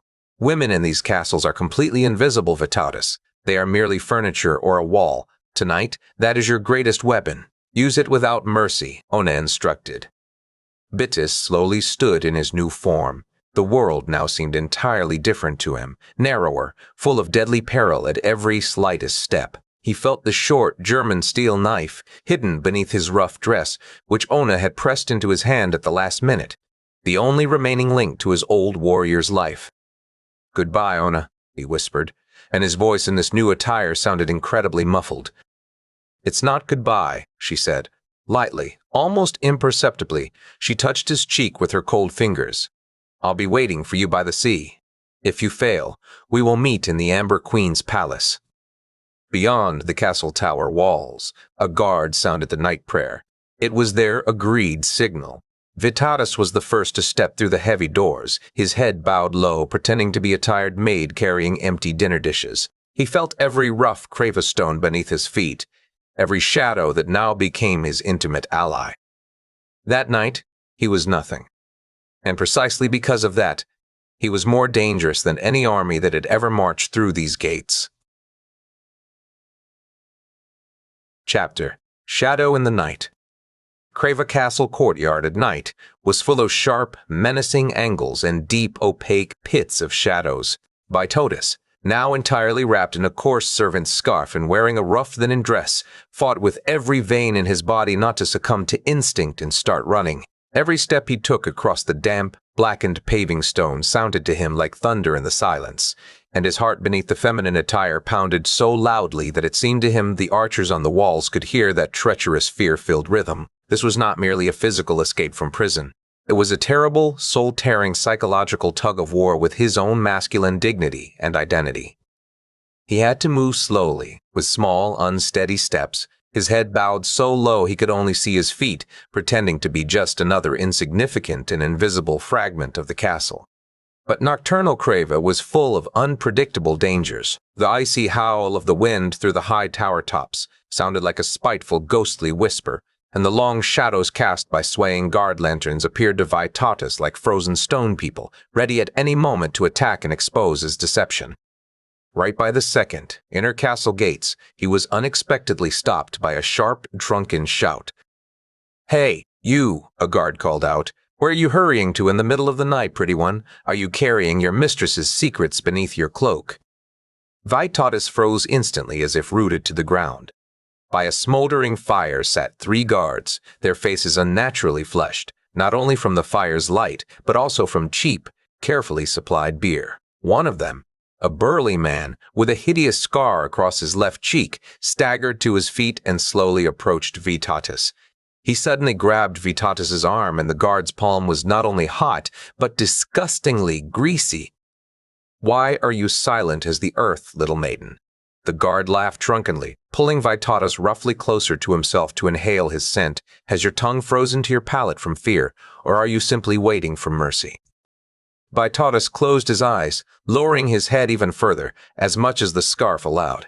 He felt the deadly knife, firmly hidden beneath the dress, his fingers unconsciously curled into a fist beneath the fabric. He could have slit this drunken man's throat in a single instant, but he knew perfectly well that this would have been his own final death sentence. He had to swallow his burning rage, had to simulate trembling, play the part of a mortally terrified, ignorant girl. The humiliation was terrible, almost unbearable for a warrior's soul. He felt more naked and defenseless now than he had been in his cell. At that very moment, something mysteriously changed in the air. Suddenly, As if from nowhere and defying all natural laws, a thick, unnatural, whitish fog engulfed Kreva castle courtyard. It was not cold like an ordinary autumn mist. It smelled of the deep sea, salty ocean water, and warm, sunlit amber. This was Berut's last gift to her son, her sacred command to the elements, sent thousands of miles from the very coast of Palanga. The fog grew so thick that the guards could no longer see their own boots at arm's length. Their tarred lanterns instantly turned into helpless, dim yellow specks in this milky darkness. "What devilry is this?" the guard mumbled, releasing Vytautas's arm so he could cover his eyes with both hands against the piercing whiteness. Where did this come from in the middle of a dry courtyard? The guards began to argue drunkenly among themselves, trying to comprehend what was happening. Vytautas seized this moment, created by the elements. He simply dissolved into the fog like a true shadow of the dead. The Amber Queen's fog enveloped him like a mother's embrace, gently guiding him through the castle courtyard, intuitively showing him the safest path where the guard's vigilance was utterly weak due to fear. It seemed as if the very air whispered direction to him. He reached the small, secluded gate, meant only for carrying out castle waste. The fog here was thickest. It was silent, completely absorbing any sound. Vytautas slipped unnoticed past them. Even the guards, standing just a few meters away, did not see or hear him. He became the mist itself. The last thing he heard as he slipped past the outer rampart fortifications was the distant, disturbed barking of dogs in the castle. However, the animals' barking was not threatening, but rather full of confusion, as if they sensed something sacred and powerful that the human mind could never comprehend. Vytautas no longer looked back at the stone walls. He turned straight into the dense forest, where darkness was no longer his enemy, where every old tree was like the silent guard of his ancestors, offering refuge. The fear of being humiliated still gnawed deep within him, but it slowly gave way to that wild, elemental feeling of freedom, which is only possible when death is finally left behind and you begin to smell your true wolf-like destiny. Chapter: The Escape. The entire world for Vytautas suddenly shrank to just the next step, to the next painful breath in the deep night air, to the next sharp branch lashing across his weary face. In this moment, he was no longer a great duke. He was not even a simple man with a name and a history. He slowly transformed into something completely different, into a being that no longer had honor, nor a past, nor a clear future, only one singular, wild, insatiable biological urge to be one more second alive than his pursuers. His human mind, fed for so many years by the philosophy of the best teachers, military strategy, and the profound lessons of his father Kestutis, slowly just switched off, giving way to that ancient wolf, lurking deep within his brain, who knows how to stalk and run where others give up. After 2 days of almost continuous, exhausting riding through the densest thickets, his good steed finally collapsed. The tired animal, exhausted to the point of foaming, simply buckled beneath him in the middle of a forest clearing. Its heart could not withstand that frantic, deadly pace over gnarled roots and deep mud. Vytautas did not have the luxury to grieve for a second, nor to properly say goodbye to his loyal companion. He only roughly, almost mechanically, pulled off the leather pouch with his last dried meat, slung it over his shoulder, and ran on foot. His legs were heavy as cast lead. Every muscle writhed in pain, but they moved. They had to move, because stopping meant not only death, but also ultimate shame. Behind him, quite close, he felt and heard Skergala's tracking dogs. Their barking, sharp, chilling, and full of the promise of approaching death, grew louder with each passing hour. Vytautas turned directly towards Dikra, that terrible, ungoverned, untouched for thousands of years territory of swamps, which even the bravest local hunters feared. Only there could the tracking dogs irreversibly lose his scent. Only there could the thick, black mud become his only loyal ally against steel. He ran fearlessly through the swamps where crooked, moss-covered trees grew directly from deep, decaying, and black water. His boots simply sank into the slippery mire. Each step now required immense, final efforts of will to pull his foot out of that sucking, deadly stickiness. The smell of decay, dampness, and ancient death here was so concentrated that it made him gag at every turn, but he did not stop. He was the wolf, and a true wolf never stops until it tastes its own warm blood in its mouth. Finally, even his will dissolved. Strength simply evaporated from his body, and he collapsed face down into the soft, damp moss cushions. Above him, through the black tangle of branches, distant stars shone coldly and utterly indifferently. Is this truly everything? He thought. Will the great story of Kestutis' son end here, in the middle of a mysterious swamp? He could not move a single one of his fingers, and his body became light, as if beginning to float above the water. In the thickness of the darkness and fog, something terribly changed. The barking of the dogs in the distance suddenly fell silent, as if cut by a sword, turning into a distant, mortally frightened whimpering.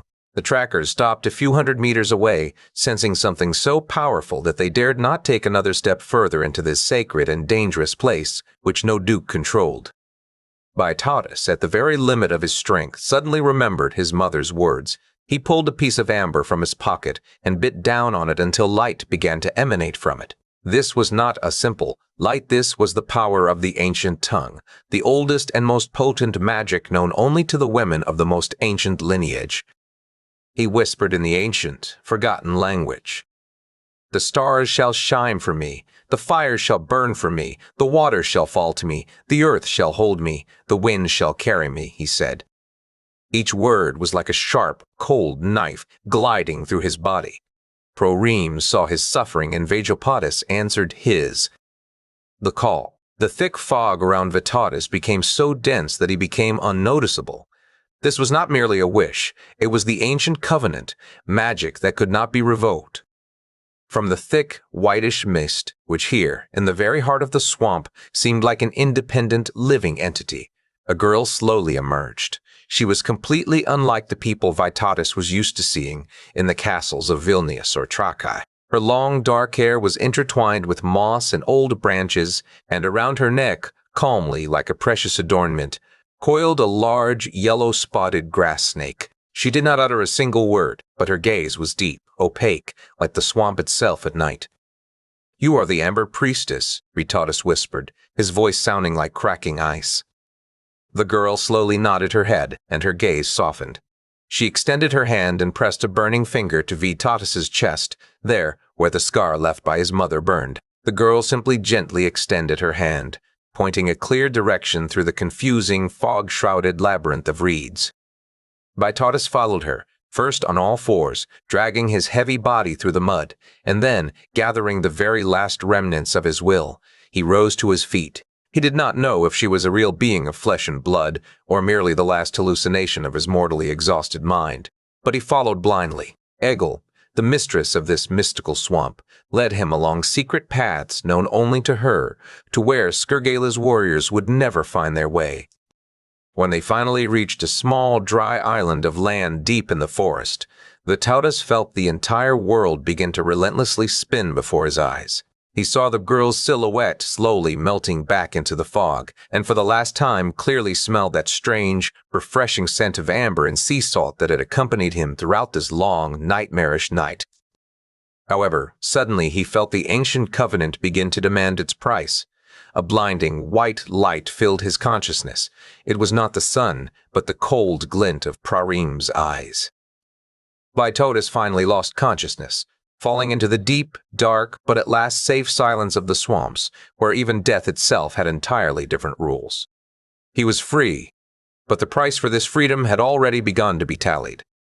His eyes, which had been so sharp and so keen, now became a little dimmer. His ears, which had been so sensitive and so capable of hearing the most distant sounds, now became a little duller. His memory, which had been so clear and so firm, now became a little hazier. This was the price of the ancient tongue. This was the price of the ancient covenant. This was the price he had to pay for his freedom. Chapter: Swamp's Children. Vytautas woke to a sharp, icy sensation of dampness on his face, as if the very earth was trying to seep under his skin. The first thing he consciously felt was the heavy, suffocating weight of mud and moss on his chest. Every breath was a struggle. The ground beneath him here was not merely solid earth.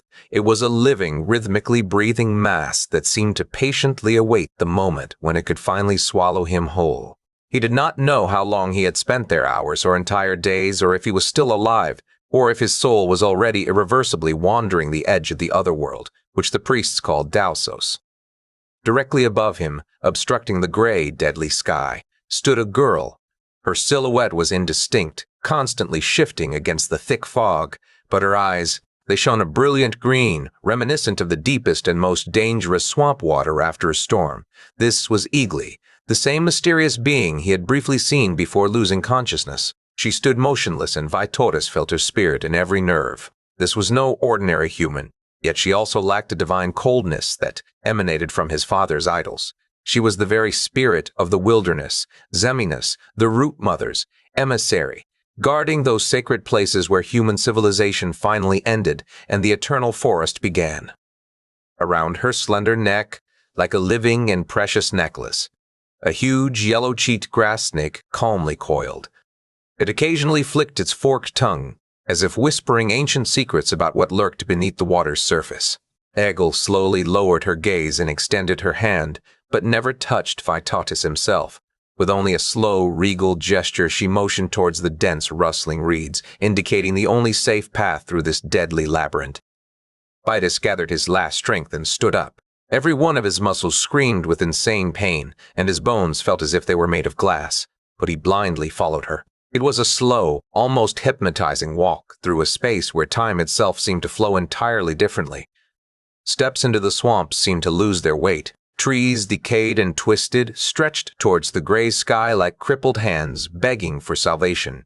Beneath the clear yet deep water, Vytas often saw white skulls and fragments of rusted armor, traces of ancient warriors. They, without a guide and without respect, had tried to cross the wilderness. The swamp was full of old spirits, who watched every step from the shadows. They begged for blood or condemned unexpected passers-by.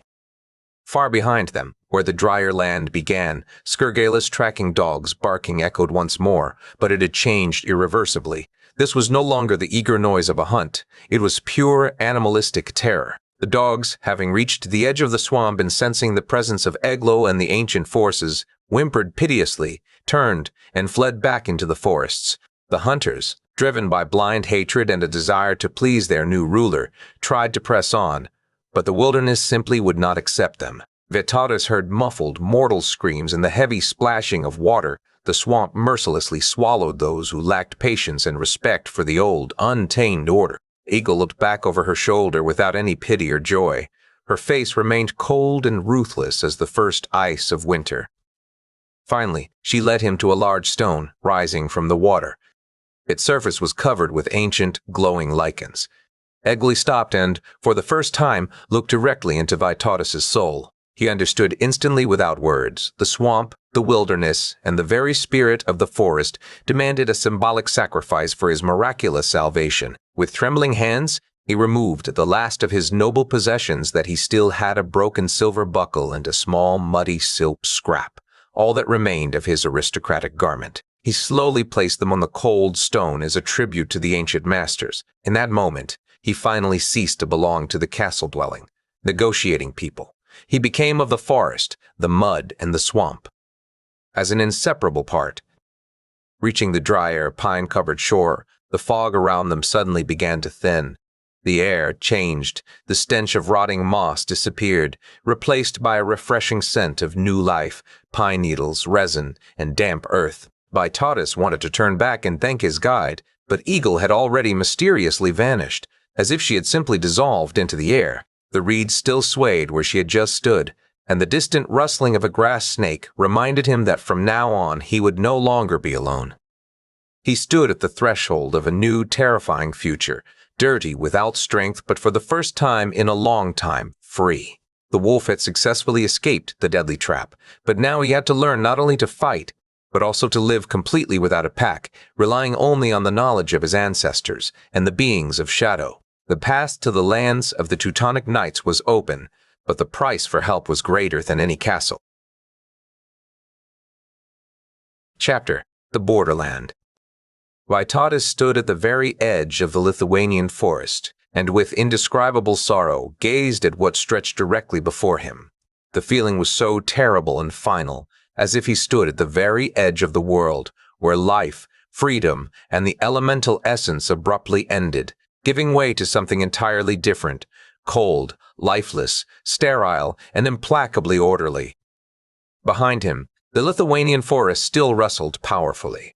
The same dense, labyrinthine expanses full of mystical whispers and the shadows of ancestors that had protected, nourished, and guided him throughout this deadly flight. But here, in the territory occupied by the German order, that forest simply, brutally and abruptly ended. Trees had been ruthlessly cut down for hundreds of meters ahead, leaving only gray, bare, and frozen earth, so that vigilant archers from tall watchtowers could spot even the slightest movement from the pagan side. It looked like a deep, never-healing wound in nature's body, a sterile and utterly merciless space where there was no room to hide or even breathe.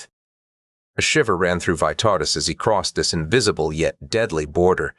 He irrevocably lost something essential within himself, not only temporary safety, but also the very sense of himself as a free forest dweller. To cross here meant admitting that the strength of his ancestors was no longer sufficient for this new age of iron.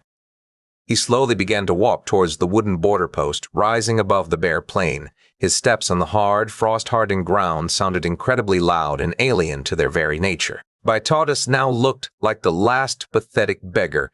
His rough servant girl's dress, now completely torn, dirty, and worn out from the flight, barely covered his body, and his face was heavily scored with branch scratches, dried blood, and remnants of marsh mud. He felt every wound, every deadly pang of hunger in his stomach.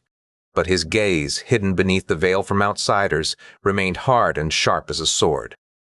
Before his eyes rose a massive wooden fortress with several tall, dark watchtowers.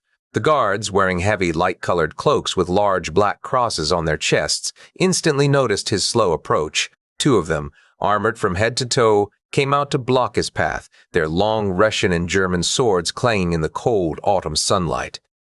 "Stand where you are, wretch," cried one of them in harsh German. "Who are you, and what are you seeking here in our land, swamp beggar? Have you come to ask for bread or for death?"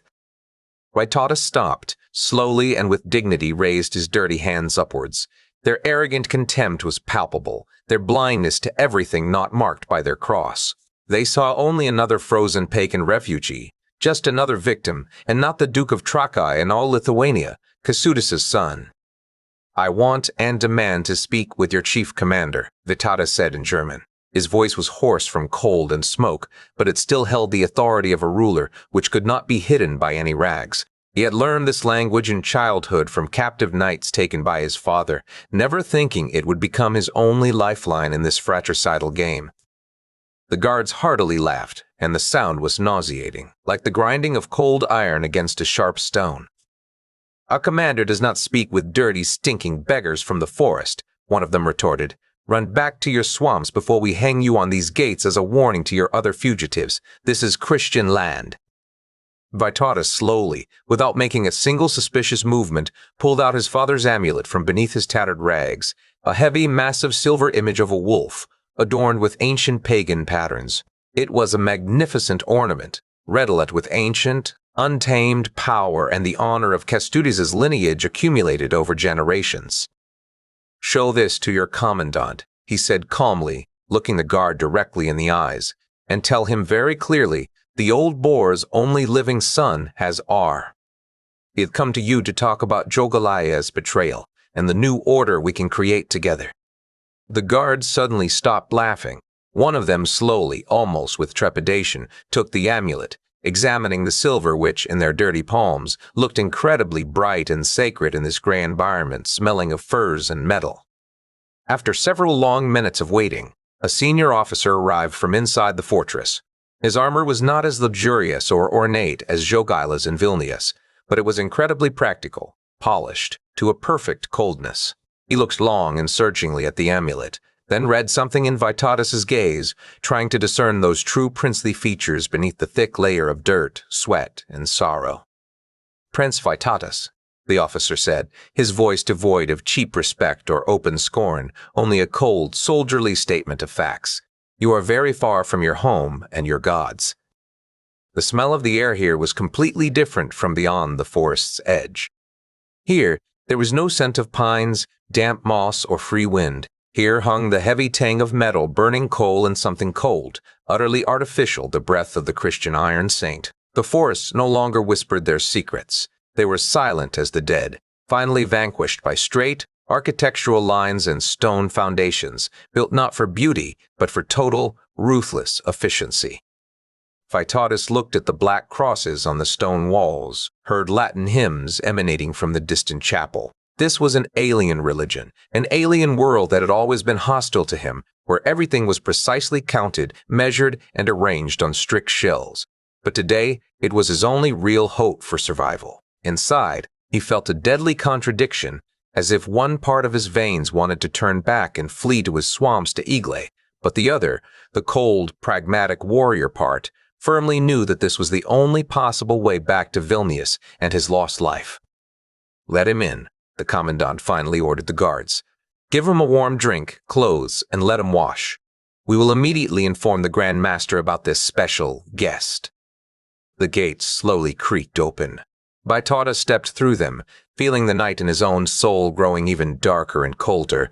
He entered the world of mortal enemies not as an honored guest or a conqueror, but as a sacrifice who had signed his own destiny.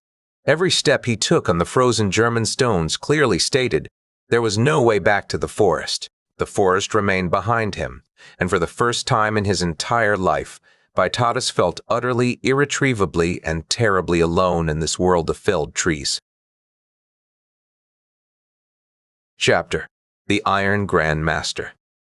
Marienburg rose before Vytautas like a gigantic, relentless mountain of red brick, so incomprehensibly large and unnaturally straight that for a moment he could not believe this colossal structure was built by the hands of mere mortals. This was not a Lithuanian princely castle of wood and stone, which seemed to grow organically from the very earth and forest massifs. This was an alien, aggressive colossus, brutally forced into the Prussian landscape, dominating everything and overshadowing the horizon itself. Every precisely laid brick in Marienburg simply screamed of the Order's infinite power, total control, and unyielding sterile order which recognized no deviations from dogma. Vytautas sat in the luxurious yet ascetic negotiation chamber opposite Winrich von Nieprode himself, a man whose name in Lithuania's forests sounded to children like a synonym for the darkest devil himself. The chamber was filled with a painful, sharp winter light that relentlessly penetrated through narrow, arrow-slit-like windows, illuminating countless, perfectly drawn maps, thick parchment books, and a massive crucifix carved from dark oak on the wall. Everything here was Germanically precise, chilling to the bone and terribly, almost inhumanly deadly accurate. Vytautas, now thoroughly washed, shaved, and dressed in unfamiliar but better clothes, still felt like a dirty, untidy smudge of mud on this snow-white Christian ideal. Grand Master Nieprode was very old, but his eyes remained incredibly sharp, clear and dangerous, like a newly forged blade from Marienburg's best armorer. He looked at Vytautas not as a tragic man, or even as a prince expecting help, but rather as a complex strategic chess problem that needed to be slowly solved with minimal losses to the Order. Winrich was not by nature a cruel or impulsive man. He was far more dangerous. He was a personality who genuinely and deeply believed that his supreme mission was to civilize this land of wild, unpredictable pagans, even if it meant destroying it entirely. "Prince Vytautas," said Nieprode, his voice calm, emotionless, and dry as old, mildewing parchment in a church archive. "Your father's death in Kreva was a mistake that could have been avoided. Jogaila shows fratricidal violence instead of negotiations that could have preserved peace. We can help you restore justice. We will provide you with an army, gold, and assistance in reclaiming what belongs to your lineage." Vytautas listened to those words and felt the heavy, suffocating metallic atmosphere pervading the entire chamber. This was not merely a physical sensation, it was a deep spiritual pressure created by this alien world. The Iron Saint, that cold and merciless god-warrior to whom thousands of knights blindly prayed in Marienburg Cathedral, watched these negotiations with quiet, steely satisfaction. The air sharply smelled of metal oil, old leather, and something completely foreign to Lithuania, church resins and a peace bought with blood. Vytautas slowly compared this stagnant tranquility with the price demanded by his own gods. They never promised such a sterile restoration of order. They demanded a part of the soul. "And what will be the price for your recognition?" asked Vytautas, though he already sensed the answer deep within his trembling self. Niprod smiled lightly, almost imperceptibly. It was not a friendly or comforting smile, but rather the satisfaction of a chess player seeing his opponent fall into his own trap. "The price is simple, yet entirely unavoidable in this new age," said the Grand Master, slowly choosing his words. "You will accept the Lord's baptism. You yourself will lead your wild nation into the one true faith and the light of civilization. And you will surrender all of Zemytija to the Order. We desperately need a safe, uninterrupted path between our provinces, principalities. Clear. For this, you will receive Vilnius, Trache, and our eternal iron support against your fratricidal cousins." Vytautas felt his soul simply splitting in two.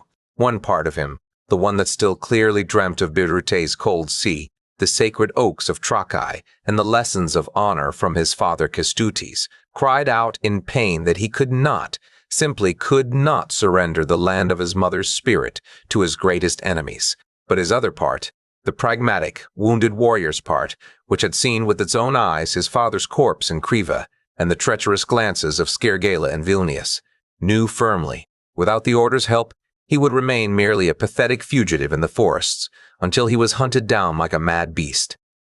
"Unlike what you might wish, Magister," Vytautas replied. The words sounded slow, but in his heart they settled deeper than the stones of Marienburg Castle. At that moment, Vytautas understood Niprod would never be his friend. He was merely a tool, just as the Order was only a body through which Vytautas sought his goal. The Magister spoke long and firmly about the common strengthening of faith, about the pagans who needed to be convinced, and Vytautas grasped the essence.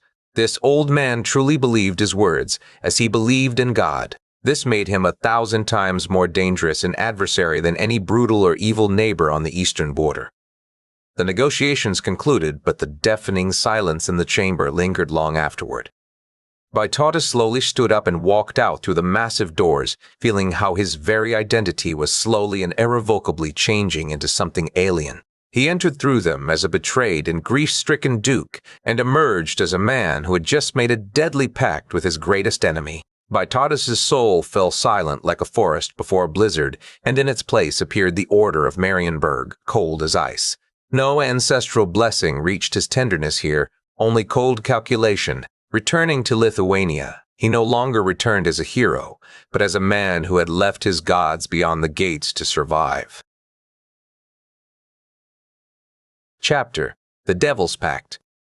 Marienburg Chapel that morning was filled with a white, incredibly sharp, and utterly merciless light, which pierced through the massive stained-glass windows and broke into cold, geometric figures on the rough stone floor. A heavy, suffocating scent of incense hung in the air, which Vytautas instinctively compared to old, moldering cellars and death, rather than any divine sanctity. By no means was it the cozy warmth of pagan bonfires, smelling of pine resin, tar, and life itself. This was a formal prayer dedicated to a god who, it seemed, valued precise order more than sincere blood. Vytautas knelt directly before the main altar. His knees ached mortally from the hard, cold stone. But he did not move a single muscle. Every suspicious, scrutinizing gaze of the knights standing in several rows behind him burned on the back of his neck. They looked at him not as a future brother in Christ, but as a temporarily tamed yet still dangerous forest beast, who must simply mechanically learn new, civilized manners. The bishop, clad in heavy gold and silver embroidered garments that looked more like armor than a clergyman's vestment, stood directly opposite Vytautas. His voice, monotonously and almost without emotion, chanting Latin prayer phrases, echoed high beneath the chapel's vaults, turning everything into ritualistic theater. Vytautas did not understand a single word, but felt with his entire being their destructive, transformative power. Every forced amen that he had to repeat in the presence of the guards appeared to him as a huge metal nail, slowly hammered directly into the memory of his ancestors and the honor of his father Kestutis. He publicly pledged to accept baptism. He officially promised to surrender all of Samogitia, the birthplace of his heroic mother Beirut, the very pagan heart of the country, to this iron, implacable crusader order. He promised to serve them faithfully, solely to gain their mighty army and the chance to reclaim what, in his belief, now rightfully belonged to him by blood right. This was a pact with the devil himself, signed not with ink, but with silent assent to a mortal enemy. When the bishop placed his heavy, icy hand on Vytautus's forehead during the baptism, it seemed to the duke that the entire weight of Marienburg's red bricks pressed him to the ground. This was not a spiritual blessing, it was the final seal of a new owner. Something deep within him, that last pure part, which still blindly believed in forest gods, sacred oaks, and untainted warriors' honor, in that very second simply irreversibly extinguished. Unexpectedly, a dry, sharp, and unfamiliar sound echoed throughout the chapel. One of the tall, colorful stained-glass windows, depicting a saint with a sharp sword, slowly but surely began to crack from the very top to the very bottom. The knight stiffened, and a quiet, restless clatter of armor could be heard, but the bishop did not even blink, continuing his monotonous ritual. "God sends a clear sign," said the clergyman in a voice devoid of any human emotion. "The old sinful world is cracking, giving way to a new, bright faith. You are the chosen instrument in this struggle, Vytautus." Vytautus knew better. This was not a sign from their foreign god. This was Perkunus's wrath, a desperate and terrible cry from his ancestors from the very forests he had just cynically betrayed for promised aid. The crack in the glass was a warning of a Sime soul's death. Behind the dense rows of knights, in the darkest shadow beneath the organ, stood yet another unfamiliar figure, the Seller of Shadows, whom Vytautus had dreamed of many times in his blackest nights in Krevel's dungeons, now stood here in Marienburg, dressed in luxurious German furs, but with the same cruel, still and eternal smile on his face. He smiled neither in German nor in Lithuanian. He smiled eternally, as death smiles at its prey. He knew perfectly well that this pact was not for lands, castles, or the thrones of Vilnius. It was the final deal for his soul, and Vytautus had just signed it with his own deadly silence before a foreign altar. Grandmaster Neprod approached Vytautus and solemnly extended a new sword to him. It was a heavy, straight German weapon, with a massive cross-shaped hilt, smelling of cold steel and a new religion. "From this day forward you are our knight, Vytautus," said Grand Master Neprod, "our brother in holy war. Take this consecrated weapon and at last bring holy order where the chaos of your fathers now reigns." Vytautus took the sword into his veined hands. Its weight felt unnatural to him, horribly alien. This was not the weapon of his father Kestutis, which held its own history of smoke and victory. This was a cold instrument, meant to kill his own people, to cut down the same sacred trees that had so faithfully hidden him during his escape from Kreva. He exited the dreadful chapel not as a free prince, but as a new marshal of the order. The sun above Marienburg was blindingly bright, yet deadly cold. Vytautus looked at his warriors, now clad in white cloaks with black crosses, and for the first time realized he might have won the coming war, but he had lost his true home even before the first real battle. His insides were chillingly empty, and deep in his pocket, a piece of amber, his mother Berut's gift, for the first time in all these years appeared to him not as a luminous guide, but simply as an ordinary, cold and lifeless stone, no longer connected to the elements. Part War and Order. Chapter Foreign Gods. Spring came to Lithuania unusually early that year, but it brought no life or warmth. The air was damp, heavy, and oppressive, and the sun, though it occasionally appeared through the gray clouds, did not warm the frozen earth at all. Vytautus rode at the very front of a vast, iron and foreign army, and every step deeper into the true heart of his homeland was like a sharp, merciless knife thrust into his very soul. Behind him, thousands of Teutonic knights rhythmically sang their war hymns, their voices, rough Latin, reeking of cold metal and utterly alien to these forests, pierced the sacred, thousand-year silence of Lithuania's groves. These were not songs about the beauty of nature, about ancestral deeds or a quiet love for their homeland.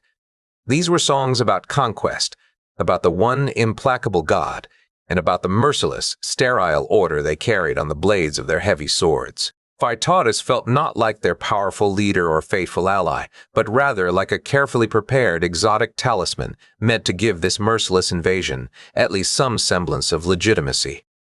Lithuania's forests were now deadly silent. Zemina, that ancient, patient, and mysterious mother of Lithuania, whom he once worshipped with Berut, today demonstratively turned her back on her son. Birds no longer sang, Beasts sensed the steel in advance and retreated deeper into inaccessible thickets, and the trees themselves seemed to instinctively lean away from their marching paths, as if fleeing from the black crosses on the knights' cloaks. This was the most terrifying silence Vytautas had ever experienced in his life. It was the silence of betrayal, which no gust of Vejopachis could break. The first Lithuanian village their army reached in the late afternoon was nestled in a beautiful green hollow between two hills. Wooden, gnarled huts with gray thatched roofs, a thick sacred oak in the village center, its branches richly adorned with colorful prayer ribbons. Everything here echoed his childhood, his parents' home, and his fondest memories. However, the villagers, seeing the knights with black crosses approaching on the horizon and Vytautas's familiar banner alongside them, did not rush out with bread and salt. With the greatest pain, Vytautas watched them fleeing deeper into the forest, carrying children and their meagerest possessions in their arms. They were running from him. Vytautas was no longer the Grand Duke to them. He was a bringer of death. "Stop!" Vytautas shouted to the knights, feeling terrible fury as he saw the first crusaders already drawing their torches. "This is my country. These are my people. We did not come to fight them, but to liberate them from Jogalaya's oppression." The order's marshal, sitting on a gigantic horse, looked at him with such cold, impersonal contempt that Vytautas felt himself smaller than a village dog. "This is the only righteous way of war, Duke," said the marshal. "We must fully secure our supply lines and leave only gray ashes behind us, so that Jogala's warriors have nowhere to find food or hide. Your people are stubborn pagans, and pagans must be saved either through the water of the Holy See or through merciless fire." Torches flew rhythmically onto the dry thatched roofs. Instantly, the spring wind seized the fire, and the village turned into an inferno. Vytautas watched helplessly as his homeland burned, as the fire greedily devoured the sacred oak. This was not the holy fire of Gabija that he knew. It was a foreign, hungry flame that had no respect for the land. The breath of the Iron Saint filled his lungs with smoke, and Vytautas felt the amber in his pocket begin to burn his skin, screaming about the price that Zemina now demanded from him. Suddenly, as always, when his soul was torn, a vision appeared before Vytautas. He saw himself as a child, running with his father Kestutis through the courtyard of Trakai Castle. They were both wrapped in armor that was too big for them, and they laughed like two little kings, Kestutis stow. He walked beside, smiling and shouting, "Slower, slower, you are both my sons." Vytautas's heart suddenly constricted. He felt a rift forming in his chest, from which a cold black river of blood began to flow. He found himself between two worlds. In one, there was light, warmth, and his parents' honor. In the other, darkness, power, and eternity. "Am I a traitor?" he whispered to himself, and his voice was drowned in the crackle of fire. "Am I selling my blood for an empty crown?" He looked at his hands. They were clean, almost womanly graceful, but now he saw wrinkles on them that had not been there before. These were signs of the soul's aging, the price for the pact he had made in Marienburg. Every villager's house burned that evening was for Vytautas, like a powerful blow directly to his chest. He finally fully understood the terrible, inevitable truth. He was no leader of this mighty army. He was not its strategist. He was merely a convenient tool that the Teutons coldly used to achieve their imperial goals for as long as they needed him. Later, when the village was nothing but distant, smoking ashes behind them, the high towers of Vilnius appeared on the horizon. The city, which he so desperately yearned to reclaim at any cost, now seemed to him not as the magnificent capital of his fathers, but as yet another target he had to ruthlessly destroy, so that he could later rule over only silent and ash-covered cemeteries. The last bird on the edge of the forest cried out loudly, sadly, and mournfully, as if saying a final farewell to the old pagan world.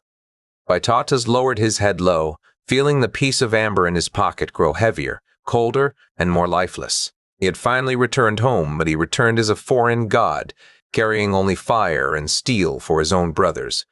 The return smelled of defeat, even if victory was close at hand. Chapter: The First Battle. The fields around Trakai that early morning were enveloped in an incredibly thick, sticky, and oppressive fog, which seemed to deliberately hide the approaching death from human eyes. Vytautas stood on a small rise, his motionless silhouette resembling a stone idol, and looked towards the other side of the valley. There, just a few hundred meters away, he no longer saw Teutonic crosses, no longer Polish coats of arms, or foreign army ensigns. He saw his true brothers. He saw Lithuanian men, clad in simple but sturdy leather armor, holding the same weapons with which he himself, just a year ago, had fought shoulder to shoulder 1,000 times against the Crusaders. But today, everything was terribly turned upside down. Today, he stood on the other foreign and iron side. "They are beginning to move, Prince," the Order's Comptor standing nearby said, his voice devoid of any fear, only a professional, almost cold-blooded interest of a hunter in his future prey. Vytautas clenched the hilt of his new German sword until it hurt. His palms were deadly slick with sweat, and his heart pounded in his chest so fiercely that it seemed to him the entire valley could hear that treacherous and cowardly rhythm. This was far from his first battle. He had seen dozens of them, but this was the very first fight in his life where he was no longer a sacred defender of his homeland. He was a deceitful attacker, having brought a mortal enemy into his own backyard. Skurgala's forces attacked suddenly with a terrible, wild, and elemental roar that echoed through the thick fog. It was the same dreadful roar that for decades had struck mortal fear into even the bravest German knights, but now that fury was aimed directly at Vytautas. He saw their furious faces. Some he knew personally, with some he had shared a last tankard of mead in Trakai Castle only recently. In their eyes, he saw not only mortal rage, but also a deep, unbearable, and unspeakable sorrow. The son of Grand Duke Kestutis had returned, but he had returned with the knights of his father's killers, the Crusaders. "Forward, to the attack!" Vytautas finally shouted, and his voice in these surroundings sounded alien, artificial, and utterly hollow even to himself. He led the heavy Teutonic knights into a powerful counterattack. The battle was incredibly brutal, utterly chaotic, and completely devoid of any human mercy. There was no place here for chivalric honor or romantic tales. Cold steel mercilessly cut through chainmail, spears plunged into chests with a terrible sound, and hot blood instantly mixed with the wet spring mud, transforming the entire field into a slippery and gruesome slaughterhouse. Vytautas fought like a possessed demon, brutally, mechanically, and without any hesitation. He knew perfectly well that every second of his hesitation or mercy on this field would mean his death. He simply stopped thinking about whom he was killing. Names vanished from his eyes, leaving only moving targets to be eliminated. In the midst of the greatest battle's maelstrom, what he had always feared most in his darkest thoughts finally happened. Directly before him, Gediminas emerged from the fog, an old and loyal friend from his youth, an example of patience and fortitude, who had once been the first to teach him to firmly wield a hunting bow. Gediminas' face was now terribly red with rage and pain, and tears of hatred gleamed in his eyes. "Traitor!" Gediminas shouted, trembling all over, and charged Vytautas with his heavy Lithuanian axe. "You sold Kestutis' blood for German gold!" They fought long and mercilessly. This was no duel of dragons or heroes from noble tales. It was a dirty, terrible, and heavy fight for mere survival. The clang of metal, heavy, damp breathing, and the weight of decades of shared friendship pressed down on them both more than any armor. Finally, Vytautas found a slight opening in Gediminas' desperate defense and, with a lightning-fast movement, pierced his chest with his new German sword. Gediminas slowly fell to his knees into the mud. Dark blood began to flow through his trembling lips. He looked at Vytautas one last time, and in his gaze, Vytautas unexpectedly saw not hatred, but pity. "You are no longer a Lithuanian, Vyti," Gediminas whispered, before life finally extinguished in his eyes. "You are just another foreign, cold shadow in our sacred forests. Your father would turn in his grave." At that very moment, as if directly responding to these terrible words, the sky above them tore like fabric. A powerful bolt of Perkunas' lightning with a deafening crash struck an old, gnarled oak at the very edge of the battlefield. The tree instantly burst into a blue, utterly unnatural fire that illuminated the grimy faces of the warriors. Both warring sides froze for a moment, staring at this divine yet terrible sign, but no one knew its true meaning. Was it an approval of Vytautas' revenge, or his final and irreversible condemnation in the eyes of his ancestors? The battle ended as abruptly as it began. Skergala's thin forces began to retreat in disarray, leaving the entire field filled with corpses, screaming horses, and dying wounded. Vytautas won this first battle, but it was the bitterest, the blackest victory of his entire life. He slowly walked among the corpses in the spring mist, recognizing faces that his weapon should never, under any circumstances, have touched. He felt how every Lithuanian killed by his hands took with them a part of his own soul, leaving him ever emptier, colder, and more alone amidst this encirclement of iron knights. The price in blood to the order had been paid, but Vytautas's personal price had only now begun to grow uncontrollably. He looked towards distant Vilnius, which on the evening horizon appeared like a wounded, bleeding beast, and fully understood. The worst was yet to come. He no longer had any way back to the forest as his own. He had only one deadly path forward, through the bodies of his own people and their broken destinies. The wolf had begun to eat its own pack to save its skin. Chapter: The Siege of Vilnius I.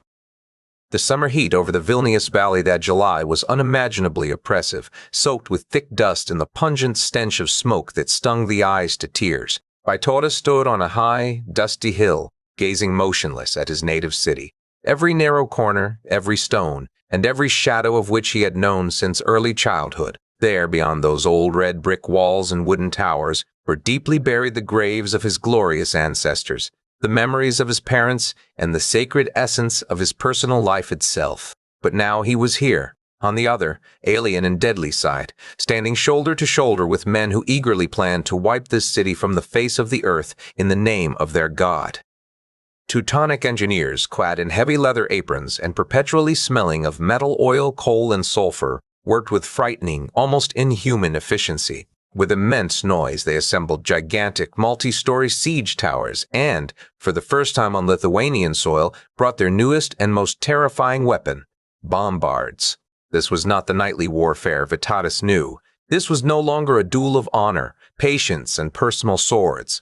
This was a cold and emotionless science, designed solely to demolish and destroy. Each bombard's muzzle seemed to Vytautas like an opening to the very gates of hell, ready to spit out death at any second without mercy or selection. Vytautas watched with a frozen heart as the first enormous stone cannonball struck the walls of Vilnius' lower castle with a deafening crash. That dull, powerful rumble which made the hill beneath his feet tremble seemed to him like the dry crumbling of Kestutis' skull in the dungeon of Kreva. The walls which his grandfather Gediminas had built with such love and hope, walls meant to protect Lithuania and its freedom forever, now helplessly rumbled and visibly cracked from the blows of foreign, unfamiliar craftsmanship. "Effective, isn't it, Prince?" said the chief German engineer, carelessly wiping black sweat from his forehead.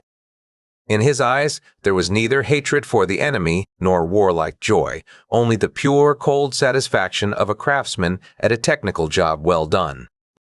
After 3, at most 4 days of continuous bombardment, this entire city will be nothing but one large, insignificant pile of stones. Iron and sulfur always definitively overcome stone and wood. Such is the price of natural progress. Vytautas understood a terrible and ruthless truth in that very moment. To these men, his current allies, Vilnius, was never a sanctuary or a spiritual center. It was not home. It was merely another geometric target point, one more stone obstacle on the path to total and merciless control of the region. They did not plan to capture the city as a living entity. They planned to utterly destroy it like a pagan idol, so that no one, not even Vytautas himself after victory, would be able to use it without the order's direct permission and supervision.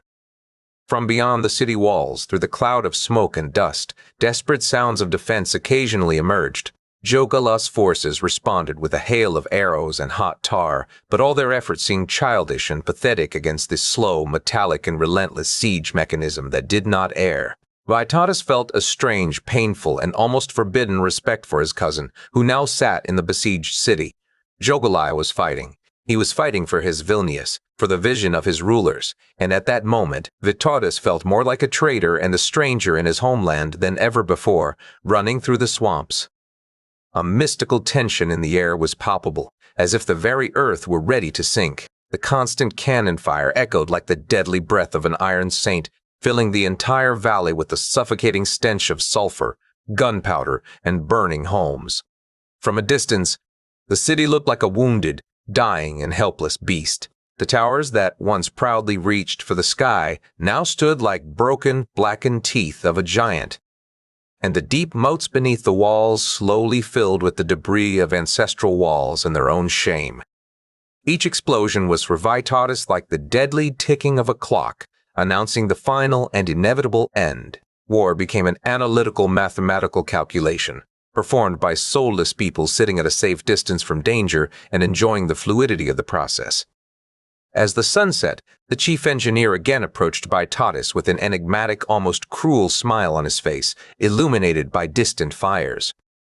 "Tomorrow we will use our secret weapon, Greek fire, Prince," the engineer said. "The city will begin to burn even from within, from its very cellars. Nothing will remain but sterile ashes and the glory of our victory. It will be the most beautiful and vivid spectacle of your life." Vytautas looked long at the engineer, then at the dying Vilnius, then slowly at his own hands. They were horrifically clean, not yet directly stained with the blood of brothers in this battle, but he felt in them the entire weight of that coming fire and the absence of forgiveness. He clearly knew that if he did nothing, within 24 hours, the pagan heart of his homeland would stop beating forever, and along with it, his own true identity would cease to beat. Chapter: Fire and Ashes. The summer of 1383 over the smoke-shrouded hills of Vilnius hung incredibly heavy, suffocating and oppressive, as if the sky itself had turned to lead. Vytautas sat on the very edge of the Teutonic camp, withdrawn as far as possible from his knight allies, who, by huge, greasily smoking bonfires, noisily drank cheap ale and sang victorious, God-glorifying hymns. The air mingled with the acrid stench of burnt matter, heavy metal oil, sweat, and sour wine. Everyone knew, tomorrow the final, decisive assault on Vilnius was to begin. The city, which Kestutis held sacred, was destined to finally fall under the German heel. On the eastern side, on a majestic hill, stood the siege towers, gigantic, grotesque wooden skeletons, ready to crush the last wretched hope of Lithuanian resistance. Vytas gazed at the still glowing embers in his small campfire and saw in them not warmth, but a deadly prophecy. If tomorrow he rode at the forefront alongside the Crusaders, after everything, he would rule not the capital of his ancestors, but only one vast, hopelessly smoking and reeking ashpit. His glory would be built on the bones of his fathers and burnt history. "Is this truly your victory, Prince? Is this the kind of victory you sought when fleeing from Kreva?" a voice asked, quiet, barely audible over the sharp rustling of the night wind in the forest. Vytas started abruptly, his hand instinctively gripping his sword hilt. From the bluish smoke rising from the neighboring knight's bonfire, a mysterious figure slowly but surely began to form. It was Exile, the swamp maiden, protector of those mysterious grass snakes, whom he did not know whether to fear or to thank. She stood completely barefoot on the dry, sharp grass, her eyes green as a deep and eerie forest lake, looking at him with such infinite, oppressive sadness as no mortal could bear. She uttered not a single word more. She only slowly, almost ritually, extended her slender hand and opened her palm. In it was a small handful of gray, cold, and dead ashes. Exile gently blew on them, and the ashes settled like silver dust on Vytautas's shining armor, staining the cold German steel with the mark of death and betrayal. It was a sign. Everything he was building here was already ashes. Vytas quickly turned his gaze away, but found no peace anywhere. In the play of the bonfire's changing reflections, there, where darkness met light, he suddenly saw another face, Kestutis. His father stood among the motionless shadows, clad in the same noble garments in which Vytas had last seen him at the gates of Vilnius before the fateful surrender. The prince did not look at his son with open anger or contempt. On his face was only the same deep, oppressive, and unspeakable sadness, a father's sadness, which by its weight is more terrifying than any curse, however severe. "Son, you cannot save everything at once, but you still have the power to save what truly matters," came not as a sound, but as if a gust of wind, bringing the refreshing scent of his mother, the Amber Queen. The salty coastal breeze for a moment miraculously dispersed all the stench of the camp. Vytautas suddenly understood. He knew what chroniclers of all lands would later write, They would write about yet another of his betrayals, about broken treaties, about chaos. But tonight, he was consciously writing his own personal chronicle. He could not allow himself to be a pathetic Teutonic puppet. If he ever wished to become a true ruler in his land, he had to gather courage and become a traitor a second time in 1 year. Only this time, a traitor to those who cynically regarded him merely as their convenient tool.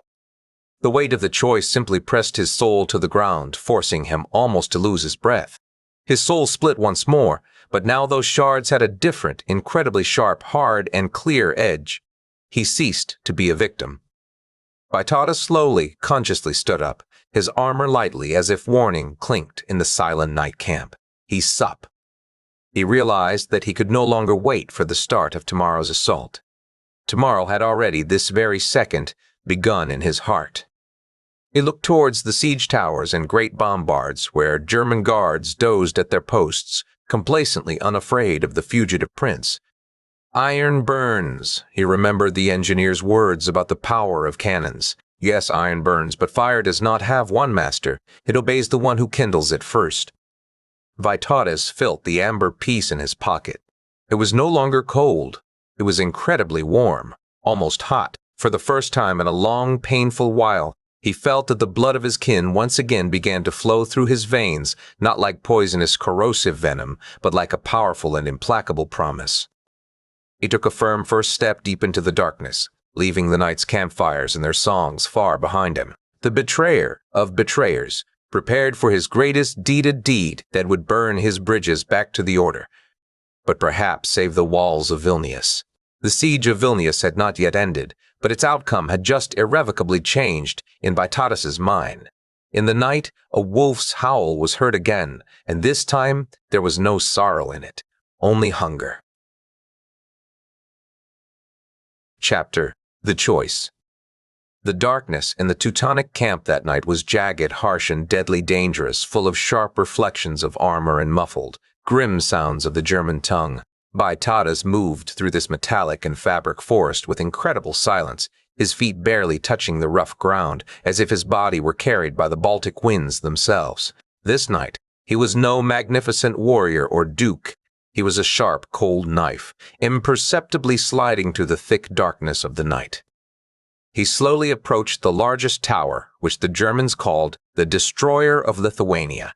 It was a tall wooden tower, covered with wet hides to protect it from fire from the castle. But the tower had one fatally suicidal spot, which Vytautas, possessing a warrior's keen eye, had noticed during daylight hours.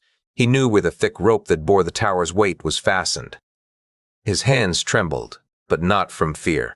It was anger and the price of betrayal for Vilnius. He suddenly cut the rope.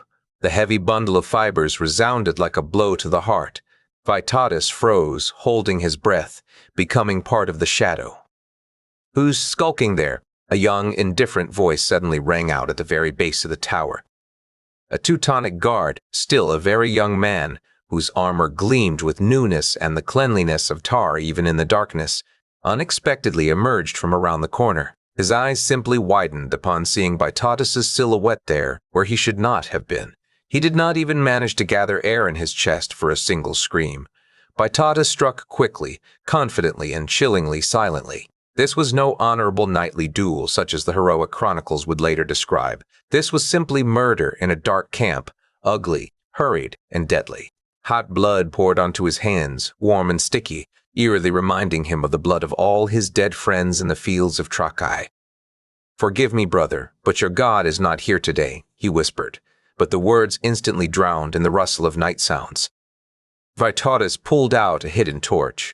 He deliberately did not set fire to the tower from the outside, where the wet hides would have suppressed the flames. He threw the fire into the very interior of the tower, on to the second floor there, where engineers stored barrels with tar, gunpowder, and flammable oil. At the same time, he drew his Lithuanian bow. One precise arrow flew toward the walls of Vilnius castle, carrying a short but fatally clear message to Jogaila. "The iron burns. Come out." Instantly, the siege tower burst into flames from within. This was no simple fire. This was a fierce and uncontrollable conflagration which incinerated the old oak logs. Suddenly, as if on cue, an incredibly strong wind rose from the west. the winds of the Amber Queen, the very voice of Birute fanning the fire ignited by her son. The flames licked the wood with incredible hunger, in a few seconds leaping to neighboring knightly tents and other siege machines. An uncontrollable commotion broke out in the Teutonic camp. Knights screamed, not understanding what was happening. Horses shied and broke their enclosures. Black smoke filled the entire valley, making the environment unacceptably fiercely unreal. Vytautas stood in the bright light of the fire and watched as the hopes of his deadly allies to occupy his ancestral capital burned. He knew perfectly well that the Order would never forgive him for this act in his lifetime. He also knew that Jogala would never fully, completely trust him after all this. He betrayed his father and Kreva to survive. Today he betrayed the Order to save the sanctuary of his country. Vytautas turned away from the burning, collapsing tower and began to run deeper into the forest. Behind him, he heard the Teutons' furious shouts, in which hatred mingled with German astonishment at such treacherous pagan deception. Beneath his feet, burnt grass and old earth crumpled, and on the horizon Vilnius finally shone brightly, not from the impact of bombardments, but from the reflections of freedom's fire. He ran into the black depths of the night, knowing that now he truly, finally, was alone in this world. A wolf without friends, without home, without security, and without an honorable name. His soul fractured for the last time, leaving within him only one singular, keen, and sharp need, simply to survive. But this time, only according to his own rules. The forest received him in silence. Chapter: Betrayer of Betrayers. The morning after the great attack was vile, permeated by damp, acrid smoke, oppressive fear, and the metallic scent of danger. Vytautas ran through the forests of Lithuania, which only yesterday seemed familiar and safe to him, but today had become death-carrying, bewildering traps. Behind him, in the depths of the forest, the rage-filled shouts of German language echoed loudly, along with the heavy, rhythmic clatter of the Teutonic heavy cavalry's horses. The Order now sought him not merely as an ordinary fugitive or an unreliable pagan. They sought him as the personal enemy of their Grand Master Winrich von Chimiprod, a man who had spat upon their cross and burned their best armaments. Meanwhile, Jogala in Vilnius had not waited for him. He was a cold-blooded brother who watched Vytautas himself be devastated between two enemies. In this moment, Vytautas became the true wolf without a pack. He had been forced to abandon his father's honor in Kreva to survive. Now he had betrayed a great military force, the people of the Teutonic Order, to save a city he no longer ruled and perhaps never would again. His name on both warring sides now meant the same single thing: deadly, unpredictable betrayal. He had become a man everyone feared and no one trusted. He ran alone, but he felt lonely. With him remained a small group of people who followed him through deadly swamps and forests. They followed him not out of clear loyalty, but for Vytautas himself, a man whose actions seemed unclear and unreliable. Among them was also the old Kestutis' squire Jonas, who remained silent the entire way, only occasionally looking at Vytautas with a strange, almost sacred respect, as if he saw in him the manifestation of the old forest god himself. "They have finally surrounded us, Prince," Jonas said. "The Germans do not intend to take us prisoner." They had reached a small forest clearing, strewn with damp last year's leaves and still fresh, steaming blood. From behind majestic oaks, a group of Teutonic infantry suddenly emerged. Their bright cloaks were blackened with mud, and their faces beneath their helmets were full of blind, fanatical hatred. This was no grand knightly battle in an open field. This was a brief, dirty, and brutal encounter in the forest thicket, where swords intertwined with branches. Vytautas fought not for freedom, not for the future of Lithuania, and not even for the sacred memory of his murdered father. He fought for every second of life, for every step towards freedom. His heavy sword fell without any knightly manners or mercy, simply cutting a path through German flesh and steel. In the whirlwind of battle, the loyal Jonas fell. Vytautas saw his eyes finally dim beneath a 100-year-old oak, which once, perhaps decades ago, Kestutis and Birute themselves had blessed on their wedding day. This death left Vytautas even more alone in this world. His group of loyal men vanished before his eyes, and the forest, like hungry jaws, swallowed warriors one by one into its darkness, leaving only him, a fugitive with bloody hands and a torn soul. At that moment, mist slowly, as if treacherously, rose again in the air. However, it was noticeably weaker than on that deadly night in Kreva. Faint, almost transparent and fragile, as if Baroch was at this moment giving her very last fading human strength to her son. The Amber Queen's protection was irreversibly fading, receding along with her mortal form on the coast of Palanga. This mist helped Vitalis to invisibly slip out of the German encirclement ring one last time, but he felt with his whole being that this was his mother's final gift on this earth. He ran on until finally, in complete darkness, he reached a secret hunter's cabin in the deepest thicket of the forest. Vitalis was severely wounded, his clothes were vile rags, and his soul was irreversibly torn to shreds. But it was on that day in the forests of Lithuania that a new chilling legend was born. People in remote forests and villages began to secretly whisper about the Iron Wolf, a mysterious being who bites both his own and strangers, who betrays everyone and everything just to save. They had reached the very unseen heart of the forest. Vita sat down on the rotten hut floor and long stared at his hands. They were darkened from dirt, smoke, and brother's blood. He was a betrayer of betrayers, but still alive, able to think. In this world torn apart by fratricidal battles, that was the greatest victory a man could have. He closed his tired eyes and on the horizon heard a distant, confident howl of a true wolf. In it there was no pain or violence of the soul, only a cold ancestral grip and an unclean spirit. The wolf not only returned to the forest, he became the very force of the forest, and this time he knew how to overcome it and erase his fears. Chapter: Meeting in the Ash Heap. The surroundings of Vilnius, after long weeks of siege, looked like a fatally burned, desolate place where only the remnants of charred huts remained. The ruins of the burned huts blackened the earth, and the stench of ash and burning wood hung in the air, gnawing at the nose. This smell had haunted Vitalis since that fateful night in the Teutonic camp, like a deadly shadow, steeped into his very bones. The cousins met at the old wooden cemetery which had burned down during the fire. Here, neither the old sacred grove nor the newly built Christian houses of worship remained. It was just a silent stone show, a desolate and hopeless space where time itself seemed frozen among the embers. Late twilight slowly crept over the ruins, incredibly elongating the shadows and turning every accidental stir caused by the wind into a deadly, ominous warning. This was the first time both cousins looked each other directly in the eyes since the Battle of Kreva. The separation between them was now larger and deeper than any hill, river, or forest. It was a moral abyss filled with Kestutis' blood and unspoken curses. Vitalis stood among the charred, blackened columns, still wearing the same Teutonic knight's armor, but now it was dirty, terribly battered by battles, and far from knightly. It looked like a fugitive's skin, and his sunken eyes burned the same wild, primal pagan rage that made even Jogaila's personal guards involuntarily look away. Jogala, by contrast, was dressed in silks and furs, yet his hands trembled and his gaze wandered without any signs of a ruler. The silence between them was so oppressive and heavy that it seemed the burned stones themselves cowered under its unbearable weight. Lithuania is voiceless and bleeding, Jogaila. Vitalis was the first to speak slowly. His voice sounded like a breaking dry tree in the deadly silence. While we blindly cut each other down, the foreign knights of the orders finally saw our spine. They saw how easily and cheaply we turn to dust when we start to consume our own blood.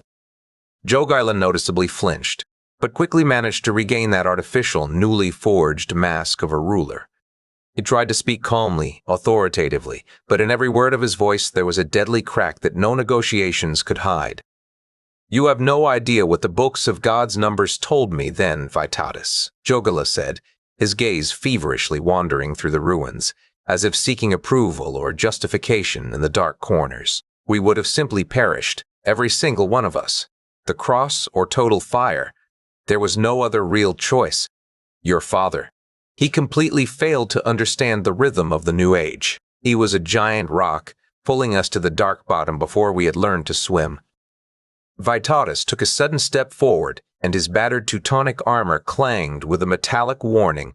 He slowly drew out his father's amulet, a heavy silver wolf, which he had saved throughout his entire flight as his single most precious relic. Jogala instantly, almost instinctively, turned his eyes away. He could not look at that cold silver. To him, it was not an ornament, but a living, screaming reproach, every ray of which fell upon his soul like hot, burning iron.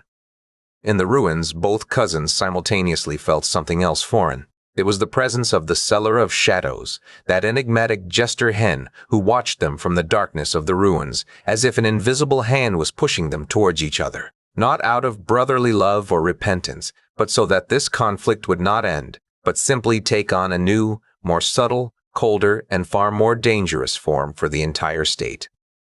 Vytautas looked at Jogaila and felt how in his very veins the pagan logic of blood vengeance screamed at him to draw his weapon and end all this shame right here among the ruins. It would have been simple, the old warlike law would allow it, but he saw much further into the future. He clearly saw that Lithuania now needed and of yet another foully murdered prince, but a backbone, so it would not collapse completely. And Jogaila, however much of a fratricide and coward he might be, was still that inevitable part of the framework that temporarily held the country from complete disintegration in the face of external forces. Vytautas slowly lowered the amulet. This was his greatest and most difficult sacrifice, not death, but the conscious decision not to kill his father's murderer. "We will form a temporary truce," Vytautas said. His words sounded like a judgment for both of them, not for love or family ties which ceased to exist after Kreva, but for cold functionality. "You will be king, Jogaila, and your name will be heard across the lands of Europe. But I will always be your longest shadow, your sharpest weapon, and your unclean conscience, which you will fear when you close your eyes." This was not a peace treaty, but an agreement that began as a cold war between the closest of kin.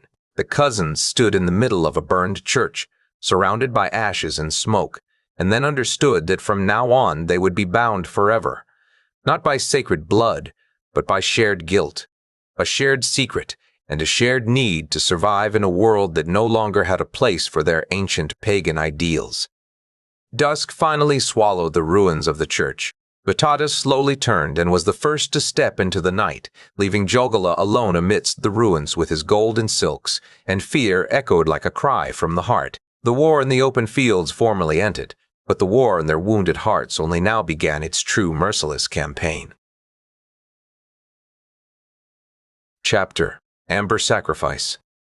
The full moon above the Palanga coast that night was an incredibly gigantic silver disk which made the entire restless Baltic Sea look like a boundless expanse of molten, shimmering metal. In the air hung a sharp, almost burning scent of iodine, strongly mixed with pine resin, tar, and ozone. It was that deadly atmosphere before a huge storm, when nature itself holds its breath before a fateful turn of the century.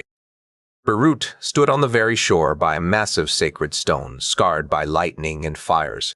Today was Bangputis's full moon, that enigmatic span of time when the water god demands the greatest respect. She was no longer just Kestutis's grieving widow or Vytautas's vengeance-seeking mother. She stood here as the very last priestess of these sacred shores, preparing for the greatest ritual of her life. Beirut understood rationally that the alliance between cousins Vytautas and Jogaila, just formally signed amidst the ruins of Vilnius, was fragile and unreliable like the first November ice on a lake. Without the highest divine seal, Beirut's price, that fragile peace would collapse in just a few days, flooding all of Lithuania with even more terrible fratricidal blood. She found herself here not by accident. Today was that fateful cycle of days when the forces of Mother and Earth merge into one. Beirut knew that her powers were not eternal. They had limits set by the Amber Queen herself. She could see the future, but only through the light of amber. She could summon winds, but only through the waves of the sea. She could heal wounds, but only through her own blood. Today she had to give everything to gain one thing, an eternal connection with her son and country. She slowly turned to the dark sea.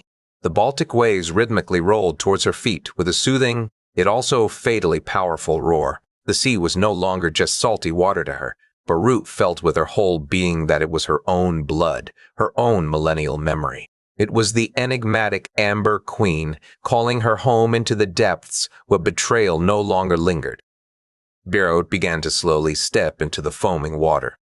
From her lips escaped an ancient, archaic, almost inhuman chant, an incantation of the ancient tongue, which Bangputis had awaited for thousands of years. The words of the chant were so old and forgotten that no clever Vilnius native or German knight would understand them today.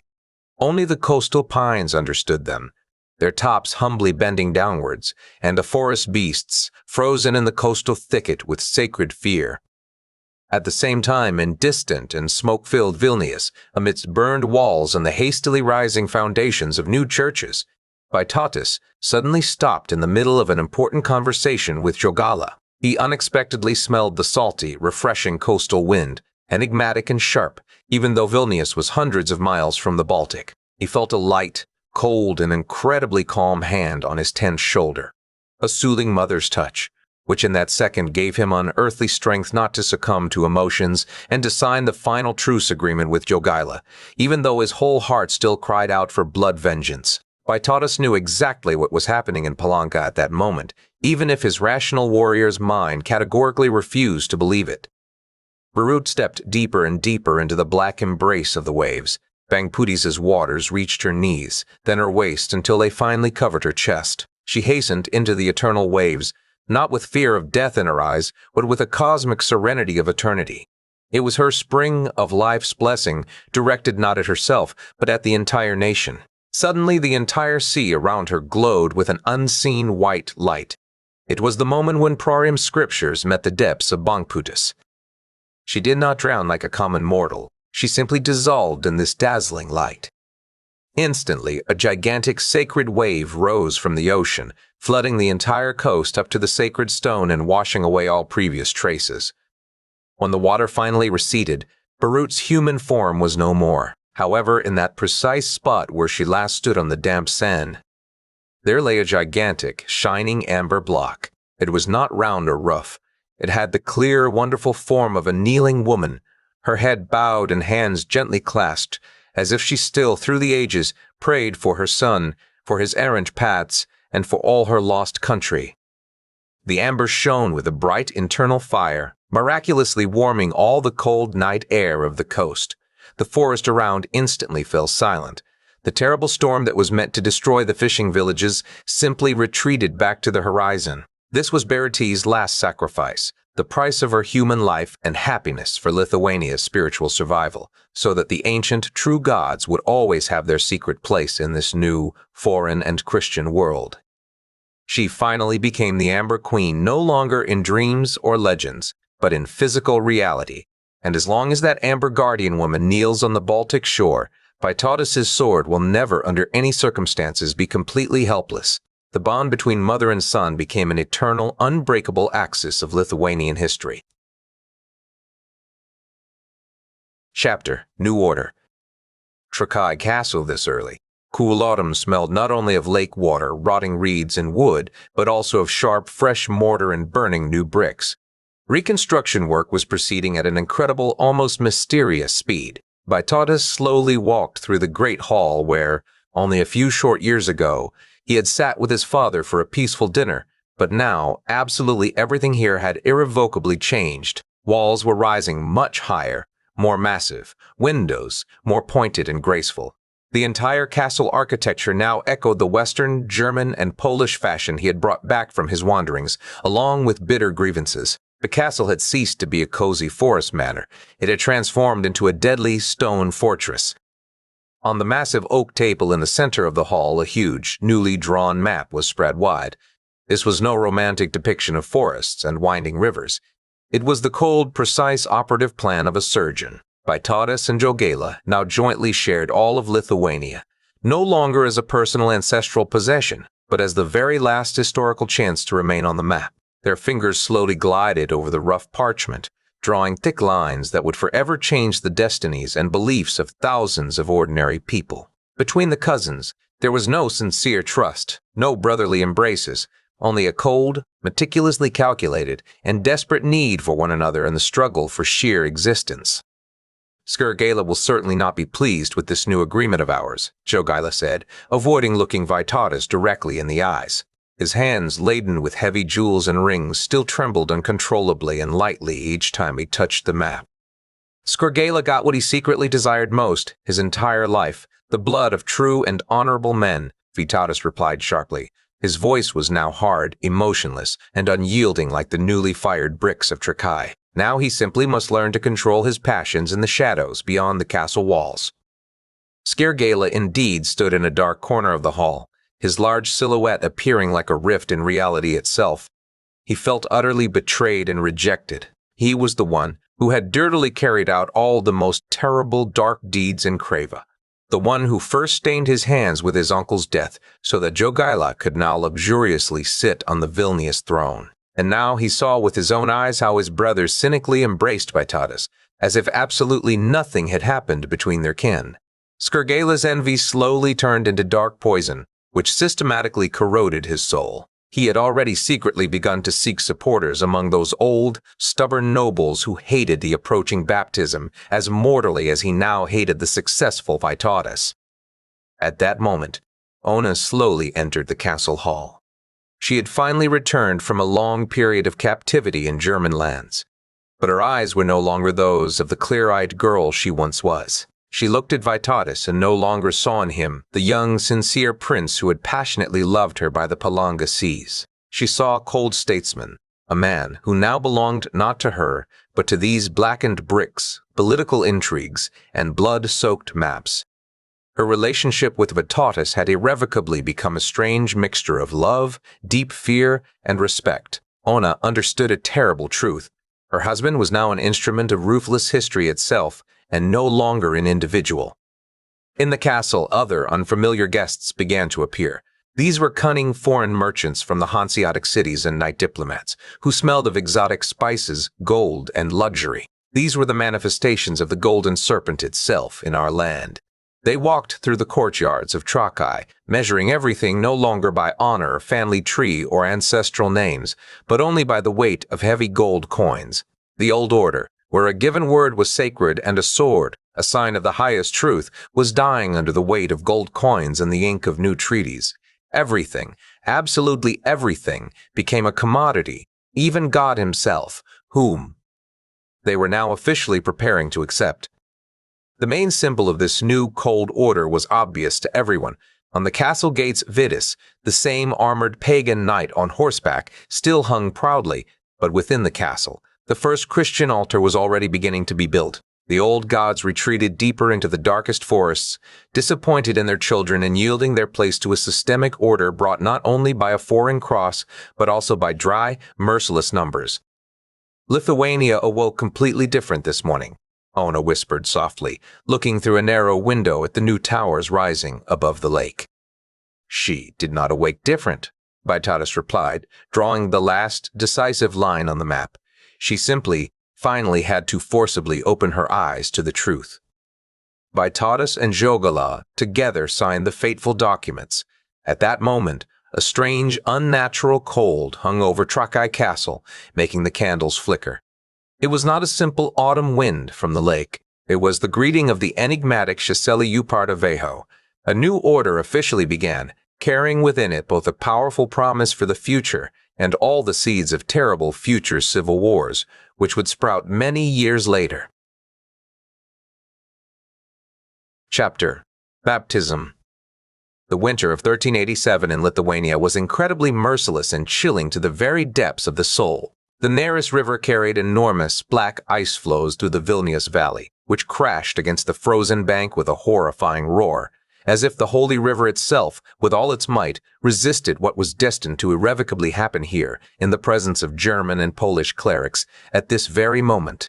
Vilnius was full of never-before-heard alien sounds, resonant Latin hymns that sharply cut through the cold winter air, and the hurried, loud commands of Polish clerics that echoed among the rising stone foundations of the first cathedral.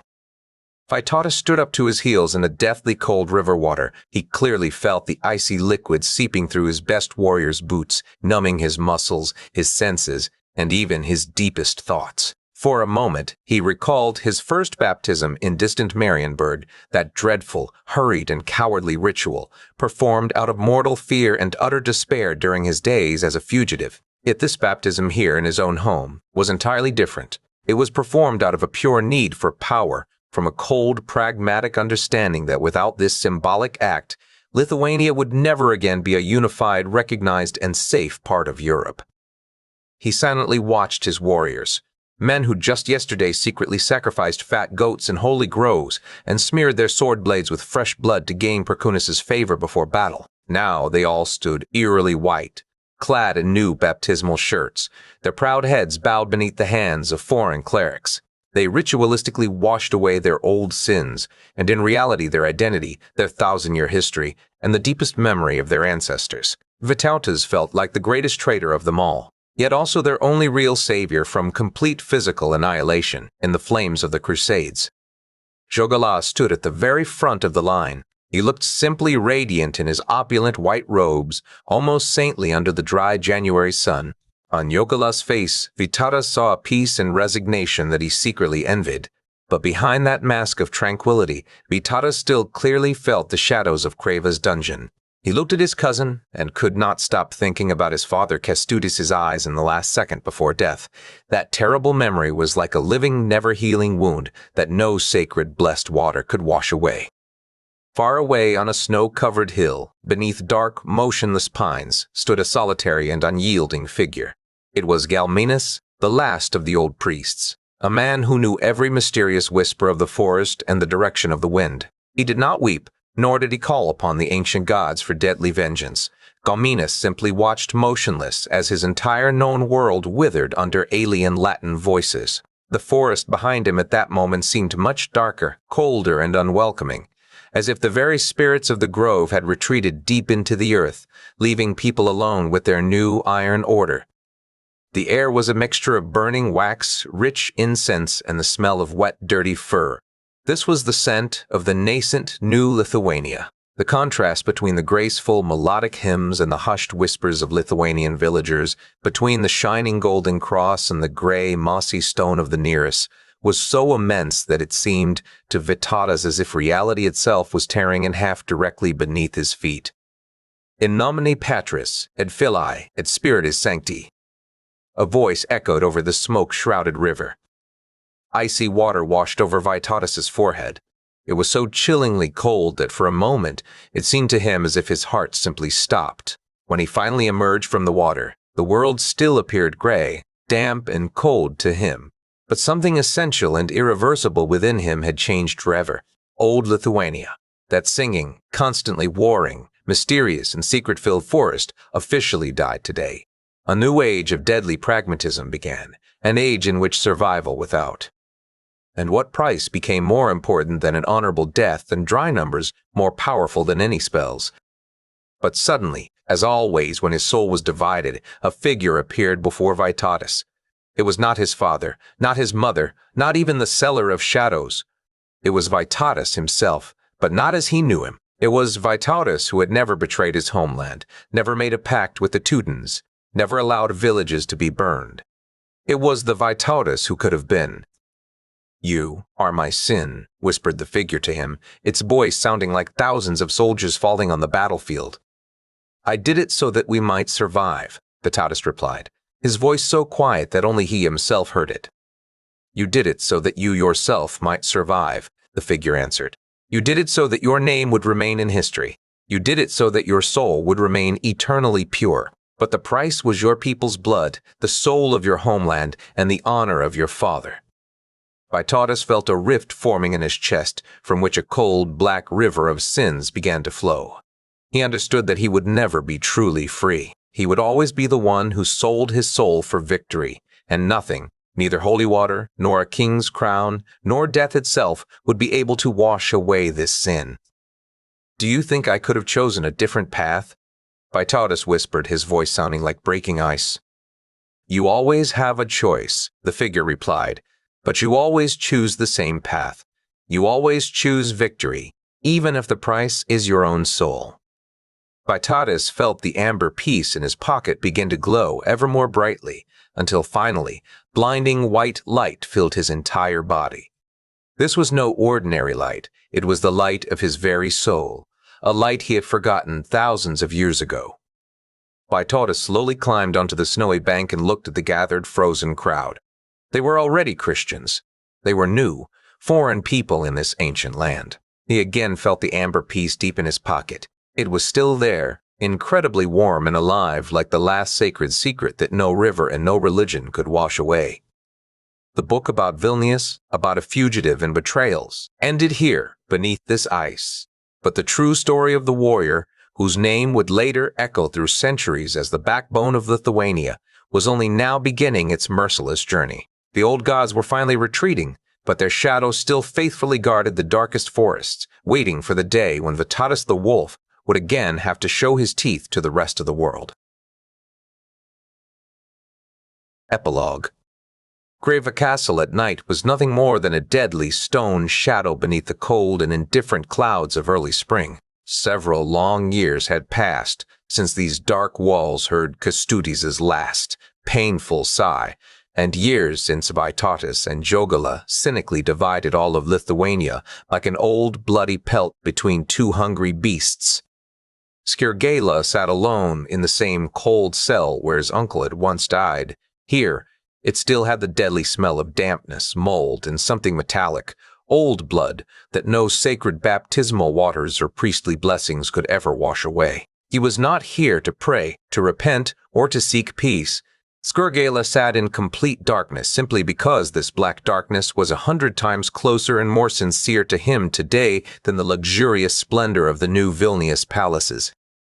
The great game hasn't even begun, my prince, and you already sit here like a dead man, Henny said. The voice unexpectedly resounded from the furthest corner where the shadows were thickest. Skirgala did not even stir. He knew this voice well. It belonged to his cousin's personal jester, Henny, the seller of shadows, whom no one in Vilnius had seen seriously for several long months. He sat quietly on the dirty floor, but he was not juggling bright, colorful balls. Instead, he slowly tossed 3 blackened stones into the air. They did not fall to the ground with a sound, but slowly returned straight into his palm like living, trained creatures. Your brother Jogala finally received the Polish crown and Christian glory throughout the world, Henny continued, his accent not German, but more like a cold wind whistling through empty skull eyes. Your cousin Vitalis received power, an army, and the hope of fully rebuilding Trakai. But what fateful thing did you receive, Skirgala? You, the great Jogala's governor in Lithuania, the man who alone performed all the dark, bloody deeds so that they might smile at guests today. Skirgala finally turned his head slowly. His eyes, hopelessly accustomed to the darkness, appeared yellow in the gloom, glowing like an enraged wolf. I receive what they will never have, a cold and pure memory, he said in a voice that resembled heavy millstones grinding against each other. Henny quietly, eerily laughed. It was not a cheerful or human sound. Memory is the most precious amber in this world, Prince. But at any moment, it can also become the heaviest stone around your neck in a deep river. Do you want to briefly see what comes next? Do you want to see how your great brothers and cousins will deceive each other again by the distant Vorskla River? Do you want to know how the forests will sooner or later reclaim what rightfully belongs to them? The seller of shadows slowly, almost ritualistically, took off his colorful, joyful jester's mask. Beneath it, there was no human face. There was only an endless, all-consuming void, full of flickering distant stars and dark, unfathomable primordial energy. This was neither a pagan god nor a Christian devil. It was the very essence of time and fate, playing its deadly games with mortal crowns and their pathetic ambitions. Skirgala looked into that cosmic emptiness and, for the first time in many years, felt no envy, no resentment or anger in his soul. He felt only an infinite, icy, and final certainty about what was approaching. The war never ends, does it? He whispered, and his voice was swallowed by the shadows.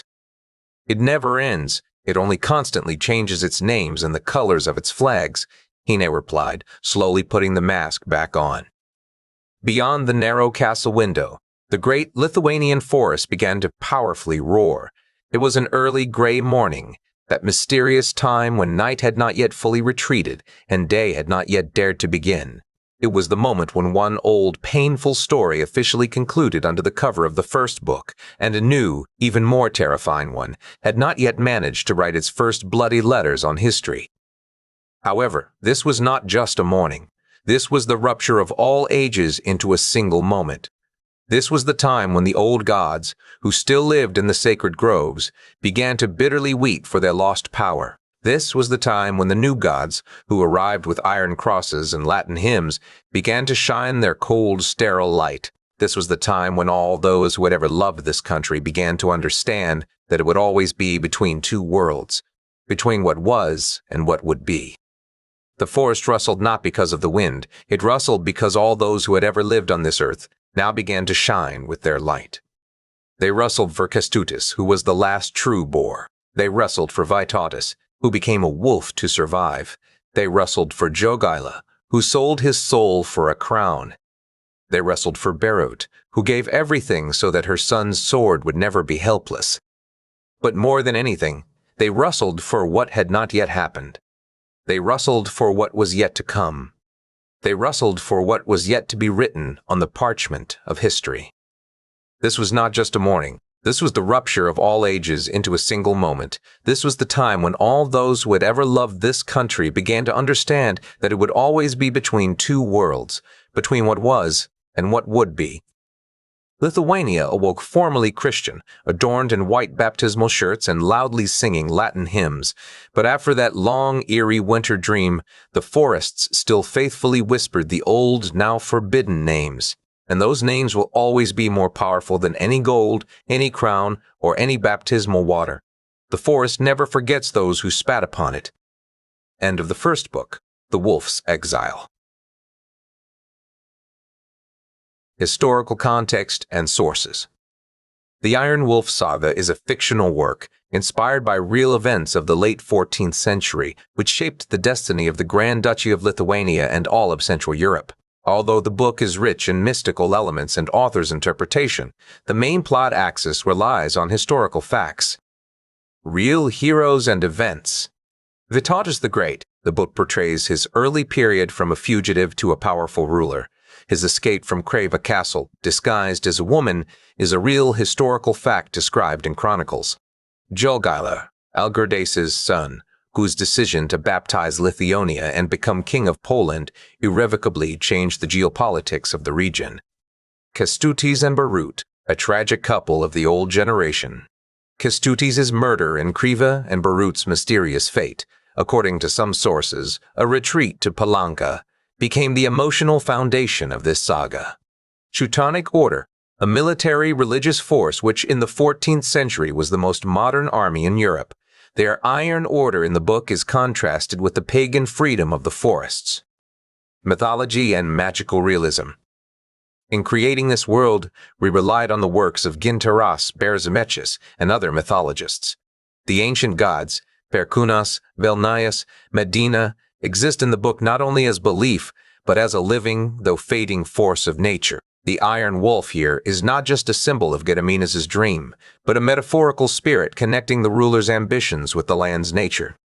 Main sources. In creating the saga, the following historical and scientific works were relied upon. Peter von Duisberg, Chronikon Terra Prussiae, Chronicle of the Prussian Land, 1326, recorded descriptions of crusades and pagan customs. Jan Dulagos, Analysot Chronicae Incliti Regni Polonia, Annals of the Kingdom of Poland, 15th century, most comprehensive data about the era of Jogaila and Vytautas. Alfredus Bombluscus, History of Old Lithuania, 109 to 1795, a fundamental modern look into the development of the GDL. Gintaras Bereznovichus, Lithuanian Religion and Mythology, an essential source for recreating the spiritual atmosphere of the pagan world. History is not just facts, but also the spirit, which we, the living, breathe into the shadows of our ancestors. This was Wolf Saga, Book 1, Exile of the Wolf. Licensed under Creative Commons Attribution Non-Commercial Share-alike 4.0 International. Thank you for listening. End of audiobook.